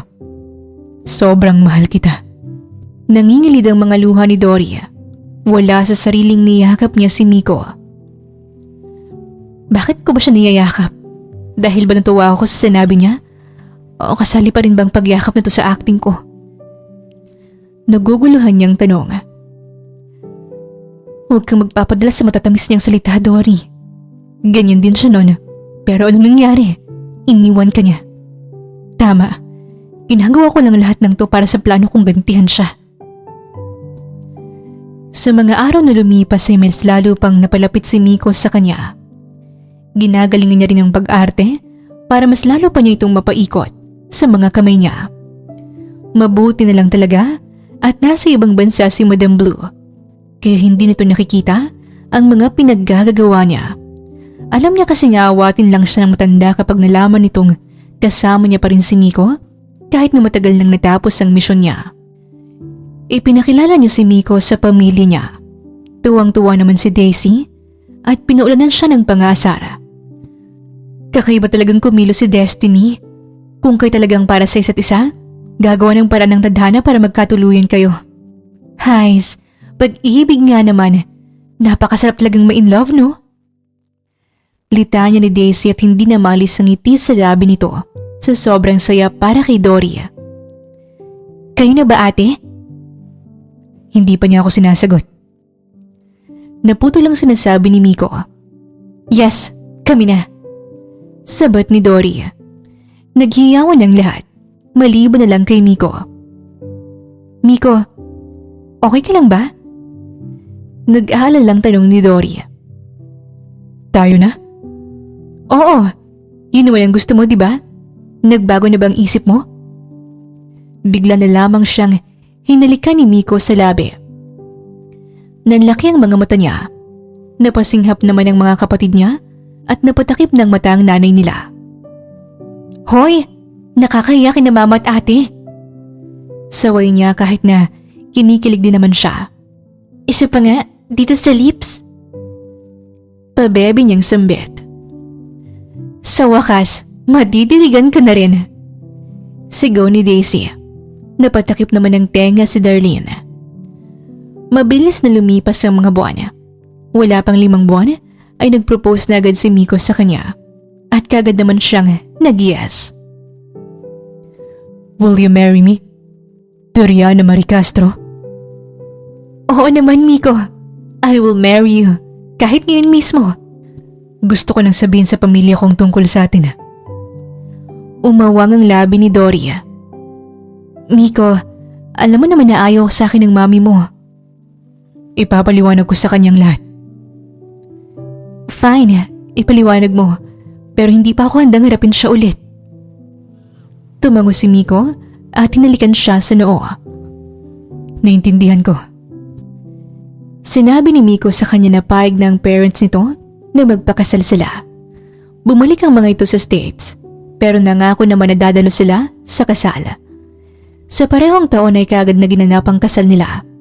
At doon na sinakatuparan ni Dory ang plano niyang paasahin si Miko. Hindi siya sumipot sa araw ng kasal nila. Hinayaan niyang magmukhang tanga si Miko. Nagpakalayo-layo si Dory. Maraming tumatawag at nagde-text sa kanya. Kaya tinapon niya na lang ang SIM card niya. Winasak niya rin ang cellphone niya para wala na talagang posibilidad na matrace pa siya. Nanatili si Dory sa bahay ng tiyahin niyang si Corazon. Mag-isa lang sa buhay si Corazon. Kaya masayang-masaya ito noong nakitang bumisita si Dory. Si Corazon ay ang pinsan ng kanyang ina. Dory, masaya akong napadalaw ka. Kasama mo ba ang mama mo at ang mga kapatid mo? Napakatagal na nung huli kayong nagpunta rito. Saad ng ginang at niyakap siya ng mahigpit. Ako lang po mag-isa, Tia Corazon. Pwede po ba akong manatili muna rito ng ilang buwan? At gusto ko sanang walang makaalam na nandito ako, kahit ang pamilya ko. Sige, halika, pumasok ka sa loob. Ipaghahanda kita ng makakain. Salamat po. Gabi-gabi ay umiiyak si Dory dahil kay Miko. Mahal niya pa rin si Miko, pero gusto niyang iparanas kay Miko yung pakiramdam ng iwan ng walang pasabi. Tumutulong siya kay Corazon sa pagbebenta ng mga isda sa palengke at paglalako ng mga kakanin. Tuwing hapon naman ay nagpapalipas siya ng oras sa malaking bato sa gitna ng palayan, kung saan kitang-kita niya mula roon ang paglubog ng araw. Huminga siya ng malalim at hinayaang liparin ng hangin ng humahaba niyang buhok. Nasa malaking bato na naman siya. Naaaliw siya habang pinagmamasdan ang kulay kahel na kalangitan. Dory, nandyan ka na naman. May kainan kina Marta at inimbitan niya tayo. Saad ng tiyahin niya at tinabihan siya sa bato. Tia Corazon, bakit hindi ka nag-asawa ulit? Kasi wala na ang tiyo Arthur mo. Namatay siya noong 25 years old pa lang siya. Pagmula noon, pinangako ko na sa sarili ko na hindi na ako magmamahal ng iba. Hihintayin ko na lang ang muling pagkikita namin ni Arthur sa kabilang buhay. Kahit gaano pa yun katagal. Basta gusto ko na siya pa rin ang makakasama ko. Masyadong matibay ang pag-ibig ko para sa tiyo mo. Kahit ano pang mangyari, siya pa rin ang pipiliin ko. Hindi na napigilan pa ni Dory ang pagpatak ng kanyang luha. Bigla na lamang sumagi sa isip niya ang mukha ni Miko. Sa dami ng nangyari, Paano ko nga ba papatawarin si Miko? So nakuhugot ng lakas ng loob para piliin pa rin siya. Walang sinabi si Corazon, pero niyakap siya nito at hinayaang umiyak. Isang hapon, si Dory na ang nagsara ng tindahan nila sa palengke. Late na siyang nakauwi dahil bumili pa siya ng ulam para sa kanilang dalawa, ni Corazon. Nagtaka siya nang marinig ang ingay mula sa bahay nila. May mga bisita ba si Tio Corazon? Bakit hindi niya nabanggit sa akin? Eh di sana dinamihan kong pagbili ng ulam. Nakanguso niyang sambit at pumasok na sa loob. Napako siya sa kinatatayuan niya nang makita kung sino mga bisita nito. Kasama ng ginangang pamilya ni Dory, pati na rin si Miko. Anong ginagawa niyo dito? Dory anak. Tawag ng kanyang ina at kagad siyang sinalubong ng yakap.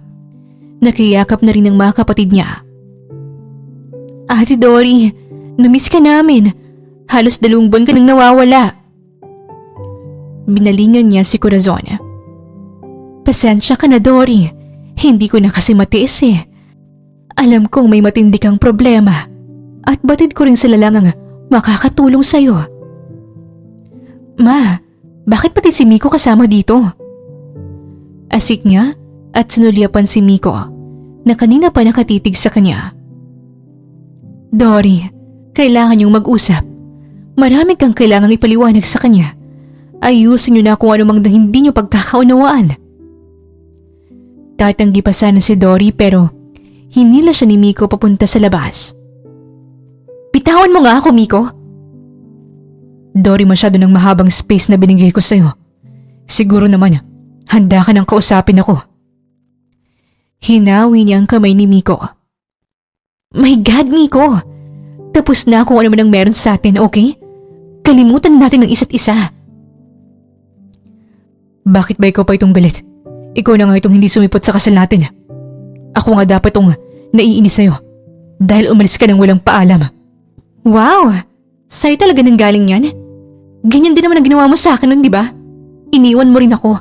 Hindi ka rin nagpaalam nun, Miko. Gumaganti ka. Teka, lahat ba ng ito parte ng pagganti mo? Oo, Miko. Tutal, nandito ka na rin naman.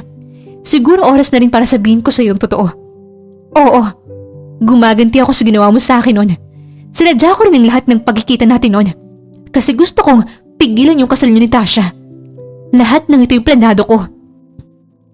Akala ko ba napatawad mo na ako sa pang-iiwan ko sa'yo noon? Hindi yun ganun kadali, Miko. Kasi nung umalis ka, hindi lang naman akong naiwan mo. Anong ibig mong sabihin? Huwag ka nga magkunwari na wala kang alam. Sinabi ko sa iyo yung balita bago ka pa nagpunta sa States. Sinagot mo pa nga yung tawag ko eh. Pero hindi ka nga lang nagsalita. Hinayaan mo akong mahirapang mag-isa. 19 lang ako noon, Miko. Hindi ko alam kung paano ko bubuhayin ng anak natin. May anak tayo? Napalunok si Dory. Nagkaanak tayo? Pwede ba? Alam kong alam mong may anak tayo. Sinabi ko yun sa'yo. Hindi ko alam. Wala akong alam. Kung alam ko lang, hindi ako aalis nung araw na yun. Umiling si Dory. Huwag ka nang magmaang-maangan pa, Miko. Nasaan ang anak natin?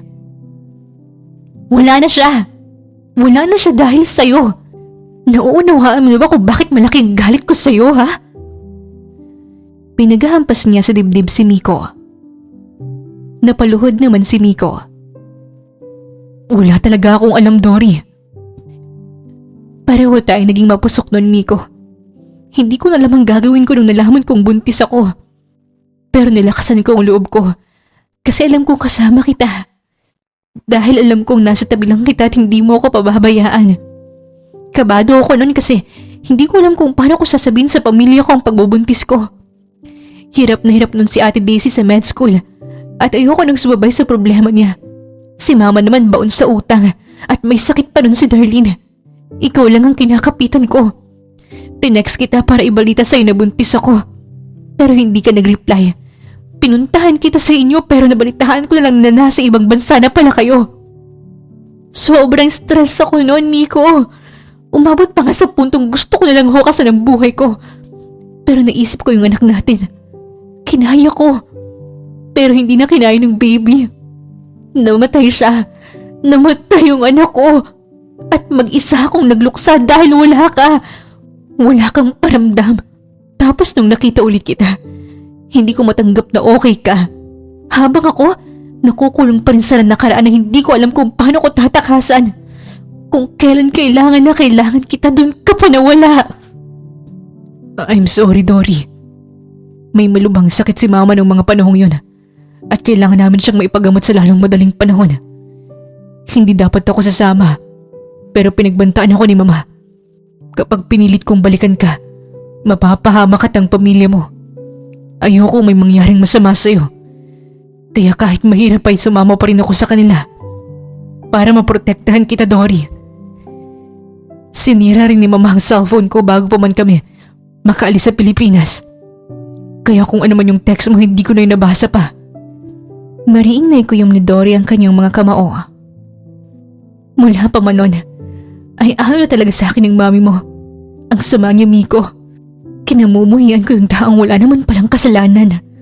All this time, yung mami mo palang may pakana ng lahat. Hinawakan ni Miko ang kamay niya at hinalikan nito. Sana mapatawad mo ko sa lahat ng pagkulang ko, Dory. Hindi ko gustong iwanan ka. Pero sana hayaan mo akong bumawi sa'yo ngayon. Pangako hindi na kita ulit iiwan. Ikaw naman ang uunahin ko. Humagulhol si Dory sa mga bisig ni Miko. Matagal bago siya napatahan nito. Para siyang nabunutan ng tinik sa dibdib nung nasabi niya na lahat ng hinanakit niya. First year high school lang siya nung naging sila ni Miko. Magkaklase silang dalawa. Si Miko ang palaging nangunguna sa kanilang klase at si Dory naman ang palaging napapagalitan ng teacher dahil pasaway siya. Sa kabila ng pagkakaiba nila, ay naging malapit pa rin sila sa isa't isa. Una silang naging magkaibigan nung pinagtanggol ni Dory si Miko mula sa mga bully. "Hoy! Ano yung ginagawa niyo?" Asik niya nung nakita niyang pinagtutulungan ng mga schoolmate niya si Miko. Nakasalampak sa sahig si Miko at dumudugo ang ilong. Dapat umalis na yung pamilya na dito sa lugar natin. Wala namang nagbago dito sa lugar natin magmula nung tumakbong mayor at gobernador ang pamilya niya. Singhal ng isang lalaki at muli na namang sanipa si Miko. Sa sobrang inis ni Dory ay kwinelyuhan niya ito. "Walang kinalaman si Miko sa gawain ng pamilya niya. Isang maling galaw mo pa? May isasahog talaga kita sa pansit kanton. Lubay niyo tong si Miko. Kaibigan ko siya." Hindi nagbatinag ang ibang estudyante, kaya pinagsasapak niya ang mga ito. "Hindi lang yan ang aabutin niyo sa susunod. Shoo! Alis!" Pagtataboy niya. Nagunahan naman sila sa pagtakbo. Natatawa niyang nilingon si Miko. "Tara, punta tayo sa klinik para may paggamot yung sugat mo. Sayang ang kagapuhan mo. Binangasan ka lang ng mga pangit na yun." Nagagapuhan ka sa akin? "Ang daming nangyari at marami akong nasabi. Pero yun lang ang concern mo?" Napakamot ng ulo si Miko. "Tayo ka na dyan." Hindi ako makatayo. Masakit ang paa ko. "Sige na nga, aalalayan na kita. Sa susunod, huwag kang papayag na api-apihin ka lang ng mga yon. Mga payatot naman yun. Kayang-kaya mo sila." Hindi naman kasi ako magaling sumuntok. "May mga bodyguard ka diba? Nasaan ang mga yon? Dapat pinoprotektahan ka nila. Kasi naman ang trabaho nila, diba? Kung ako ang mami mo, baka matagal ko na silang sinisante." Nasa labas sila ng school. Nakiusap ako na wag na silang pumasok dito. Pagtitinginan lang ako ng mga tao. At magmula sa araw na yon, ay hindi na sila mapaghiwalay. Sa dalas nilang magsamay nahulog na rin ang loob nila sa isa't isa. At kalaunan ay naging sila na. Inilihim pa yun ni Dory sa pamilya niya dahil alam niyang masisermonan lang siya kapag nalaman nilang may boyfriend na siya. Masaya naman sila sa lihim nilang relasyon. Hindi rin kasi ito ang alam ng pamilya ni Miko. Si Miko kasi ay nagmula sa isang mayaman at pamilya ng mga politiko. Mahigpit at masungit ang mami ni Miko, kaya hindi nila magawang aminin ang tungkol sa kanila. Miko, kapag kinasal na tayo, gusto ko na. Kasal? Gusto mong may kasal sa akin? Oo naman. Siniko niya si Miko. Ikaw ba hindi? Siyempre gusto ko rin. Gustong gusto ko. Doriana Marie Castro. Nagtagal ng maraming taon ang relasyon nila. First year college sila nung inamin na nila ang lahat ng tungkol sa kanila. Ate, magagalit ka ba kung may boyfriend na ako? Tanong niya sa kapatid niyang si Daisy. Sino naman ang boyfriend mo, Aber? Si Miko ba? Paano mo nalaman yan? Halata kaya, kahit si Mama alam yun, kunwari pa kayong mag-best friend lang kayo. Ay sus! Alam ko mga ganyang galawan no. Ganyan din ako kaharot nung bata pa ako. At wala namang magkaibigan na naghahalikan sa labi. Nakita mo kaming naghahalikan? Malamang, sa labas ba naman ng bahay kayo nagtutukaan? Hindi ka galit ate? Di ba sabi mo sa akin na wala mo ng jowa hanggang sa graduate ako ng kolehiyo? Well, mahirap pigilan ng pag-ibig, Dory. Masaya ako na masaya ka. At ayokong umiapal dun sa kasiyahan mo. Basta ba alam yung dalawa kung hanggang saan lang kayo? Huwag mo nang mag-aano ha? Anong ano ate? Huwag mo na kayong gumawa ng bata. Mga bata pa kayo. Oo naman ate. Wala muna. Kung gaano ka-supportive ang pamilya ni Dory, kabaliktaran naman ito ang pamilya ni Miko. May panahon pang kinuusap siya ng masinsinan ng ina nito. Nagkita sila noon sa isang cafe. Hindi kita gusto para sa uniko iho ko. Diretsahang sinabi ng mami ni Miko na si Margaret. Mama? Anong mama? Tita, huwag mo akong matita-tita. Hindi kita pamangkin. Ma'am, mahal ko po si Miko. Wala akong pakialam. Basta layuan mo siya. Marami pa akong pangarap para kay Miko. At may iba akong gusto para sa kanya. Hindi ako makakapayag na mapunta lang siya sa dukhang kagaya mo. Peperahan mo lang siya. Hindi ako papayag na maging parte ka ng aming pamilya. Dudumihan mo lang ang reputasyon ng pamilya namin. Hindi naman po ako madumi, kaya wala akong dudumihan. Naliligo kaya ako. Hays. Anong sinabi mo? Hindi ko po lalayon si Miko. At sure ako na ayaw niya rin gawin yun. Nagmamahalan po kami. At hindi naman po ako gagawa ng isang bagay na makakasira kay Miko o sa pamilya niyo. No, no, no, no! Hindi ako makakapayag sa relasyon niyo. Hiwalayan mo siya. Ayoko po. Ano bang gusto mo ha? Magkano bang kailangan mo para lang layuan mo ang anak ko? Humalukip-kip si Dory. Hindi ko po kailangan ng pera. Kung gusto niyo pong layuan ko si Miko, umalis muna ang pamilya mo sa pwesto. Tapusin niyo ng pamumuno niyo rito sa lugar natin.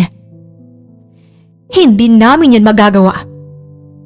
Di ba po ang hirap gawin? Ganun din po ang layuan ko si Miko. Mahirap lang po kami.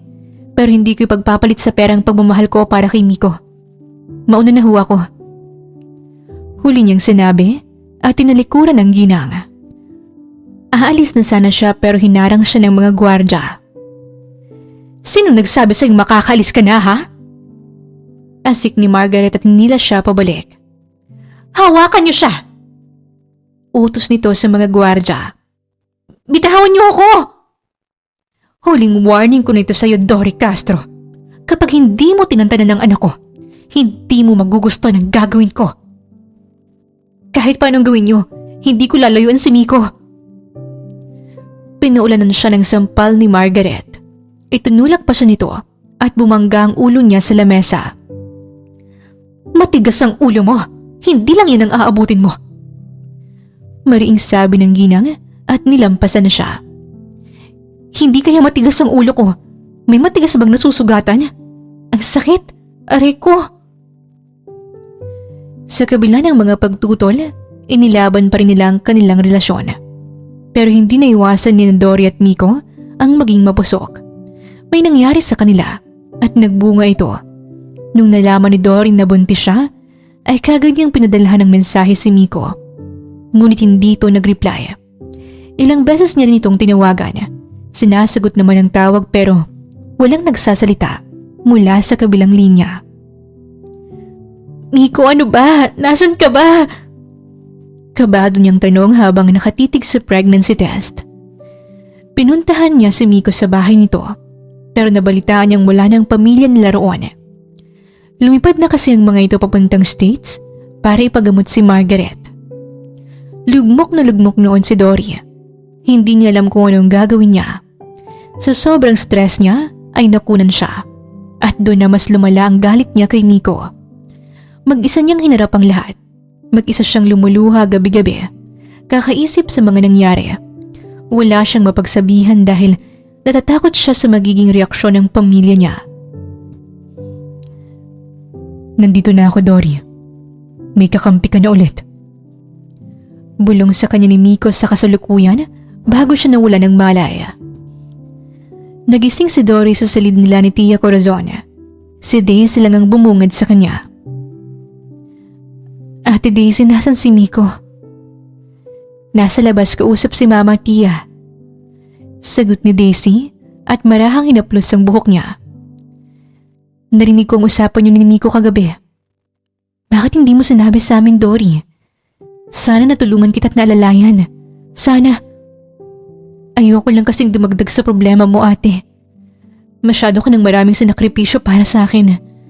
Ayoko ring ma-disappoint ka sa akin. Never akong nag-disappoint sa'yo, Dory. Bata ka palang hangang-hanga na kami ni Mama sa'yo. Kasi matapang ka at palaban. Kayang-kaya mong ipagtanggol ang sarili mo.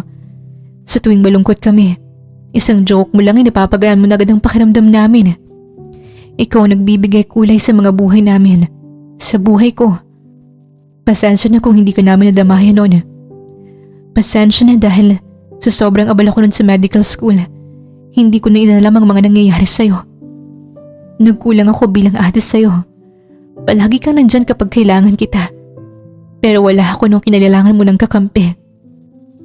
I'm sorry, Dory. Litanya ni Daisy. Ate naman, kakaiyak ko lang kagabi. Iiyak na naman ako ngayon. Ang sakit na ng mata ko.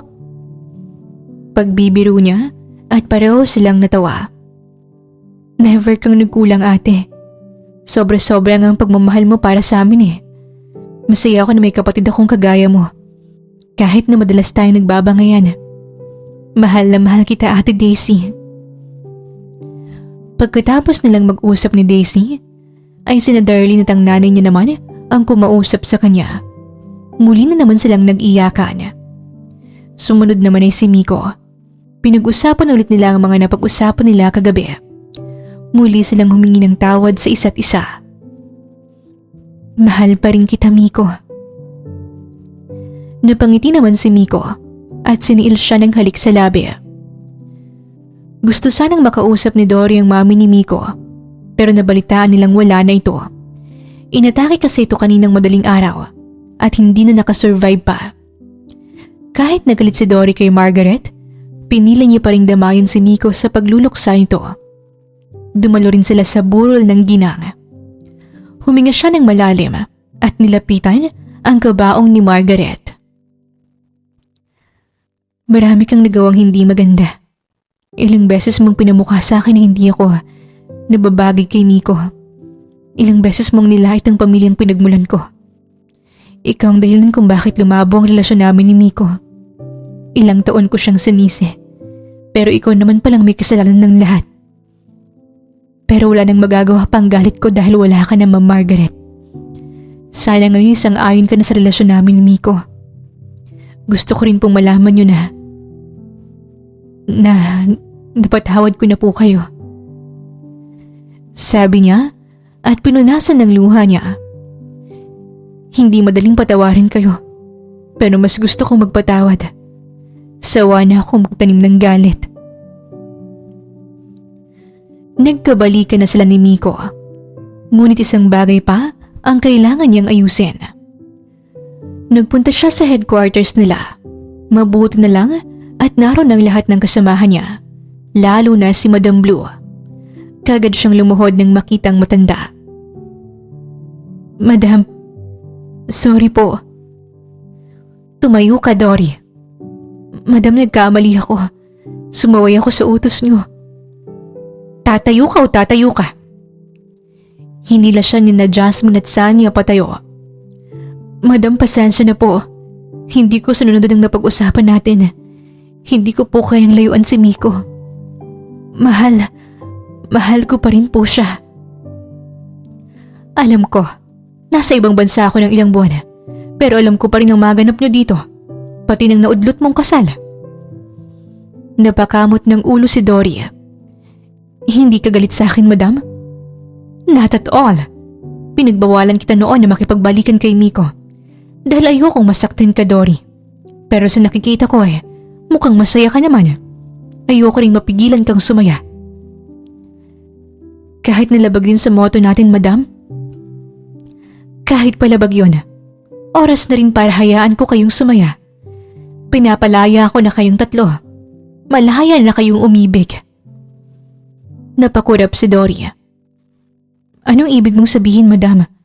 Wala na bang The Apple Queens? Oo, tapos na ang kontratan yung lahat sa akin. Deserve nating sumaya lahat. Naluluha nilang niyakap si Madam Blue. Hindi ako makahinga. Diyos mio, kayong mga bata kayo. Reklamo pa nito. Love na love ka talaga naming, madam.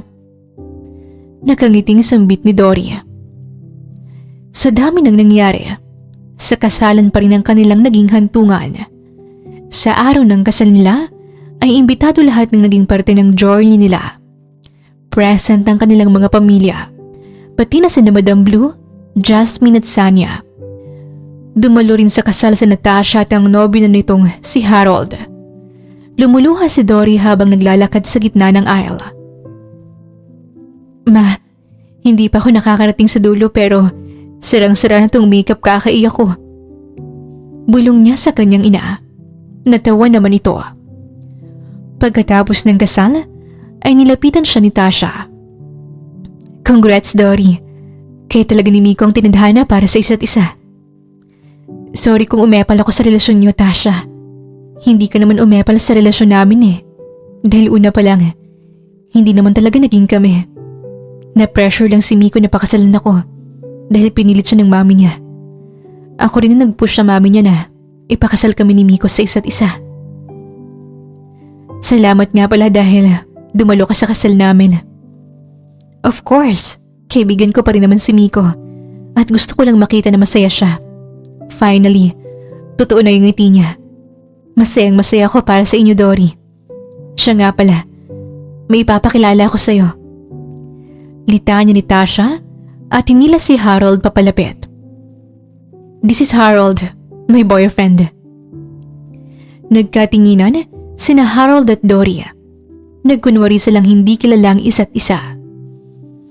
Hi Harold, nice meeting you. Bati niya at naglahad ng kamay. Napangisi naman si Harold at nakipagkamay na ito sa kanya. Mabilis na lumipas ang mga taon. Marami na ring nagbago sa mga buhay nila. Sina Harold at Tasha ay kasal na. Si Darlene ay graduate na sa kolehiyo. Sina Daisy at Miguel naman ay biniyayahan ulit ng anak. Sina Dory at Miko naman ay happily married rin. At sa unang pagbubuntis ni Dory, 3 sanggol ang kanyang nailuwala. Ang cute nila! Hindi mana sa'yo. Pangasar sa kanya ni Daisy. Gusto ko na rin tuloy ng triplets. Mayaman naman na si Miguel Kaya niya pa rin naman siguro kaming buhayin kapag ganon, di ba? Natatawa nitong tanong. Ang galing ni Miko? Nakatatlo agad kayo? Lumapit si Miko kay Dory. Ang cute ng mga baby natin pero ikaw ang pinaka-cute sa kanilang lahat. I love you, my first baby. Proud ako sa'yo. Ang tapang-tapang mo. Ligtas mo silang nailuwala. Sad ni Miko at hinalikan siya. Nako, ang tamis. Parang masusundan agad ng triplets Pangasar pa ni Daisy. Napuno ng halakhakan ang 4 na sulok ng silid. Ang kwentong ito ay nagturo sa atin na ang pagtatanim ng galit sa kapwa ay walang magandang maidudulot at ang paghiganti ay hindi palaging susi sa paglaya sa mapait na nakaraan. Kagaya na lamang ni Dory, buong akala niya'y tunay siyang sasaya kapag nakaganti siya kay Miko. Ngunit napagtanto niya na ang tunay na kasiyahan ay ang pagpapatawad sa mga taong nagkasala sa kanya. At ang tunay na kalayaan ay ang pagpili sa kung saan siya tunay na sasaya. Sa buhay maraming pagsubok na dadaan, maraming problema na ibabato sa'yo. Mas maganda ko sa mga hamon na yun ay may mga taong handa kang damayan. Ayos lang namang sarilihin ang problema, pero mas masarap sa pakiramdam kung may mapagsasabihan ka. Wakas! Maraming salamat po sa inyong pakikinig. Sana'y nagustuhan niyo ang kwentong pag-ibig ni Dory and Miko. Sana'y nagatid sa inyo ang kwentong ito ng aral, pagmamahal at inspirasyon. Shoutout din pala sa ating mga avid listeners na sina Estrella Badile from San Pablo, Laguna, Floren de Verret from Modena, Italy, Flora Damay from Iloilo, Janaline Martinez from Lucena City, Esterlita Quino from Misamis Oriental. At sa lahat po ng nakikinig ngayon, maraming salamat po. Muli, ito po ang Tales of Siren at hanggang sa ating muling kwento.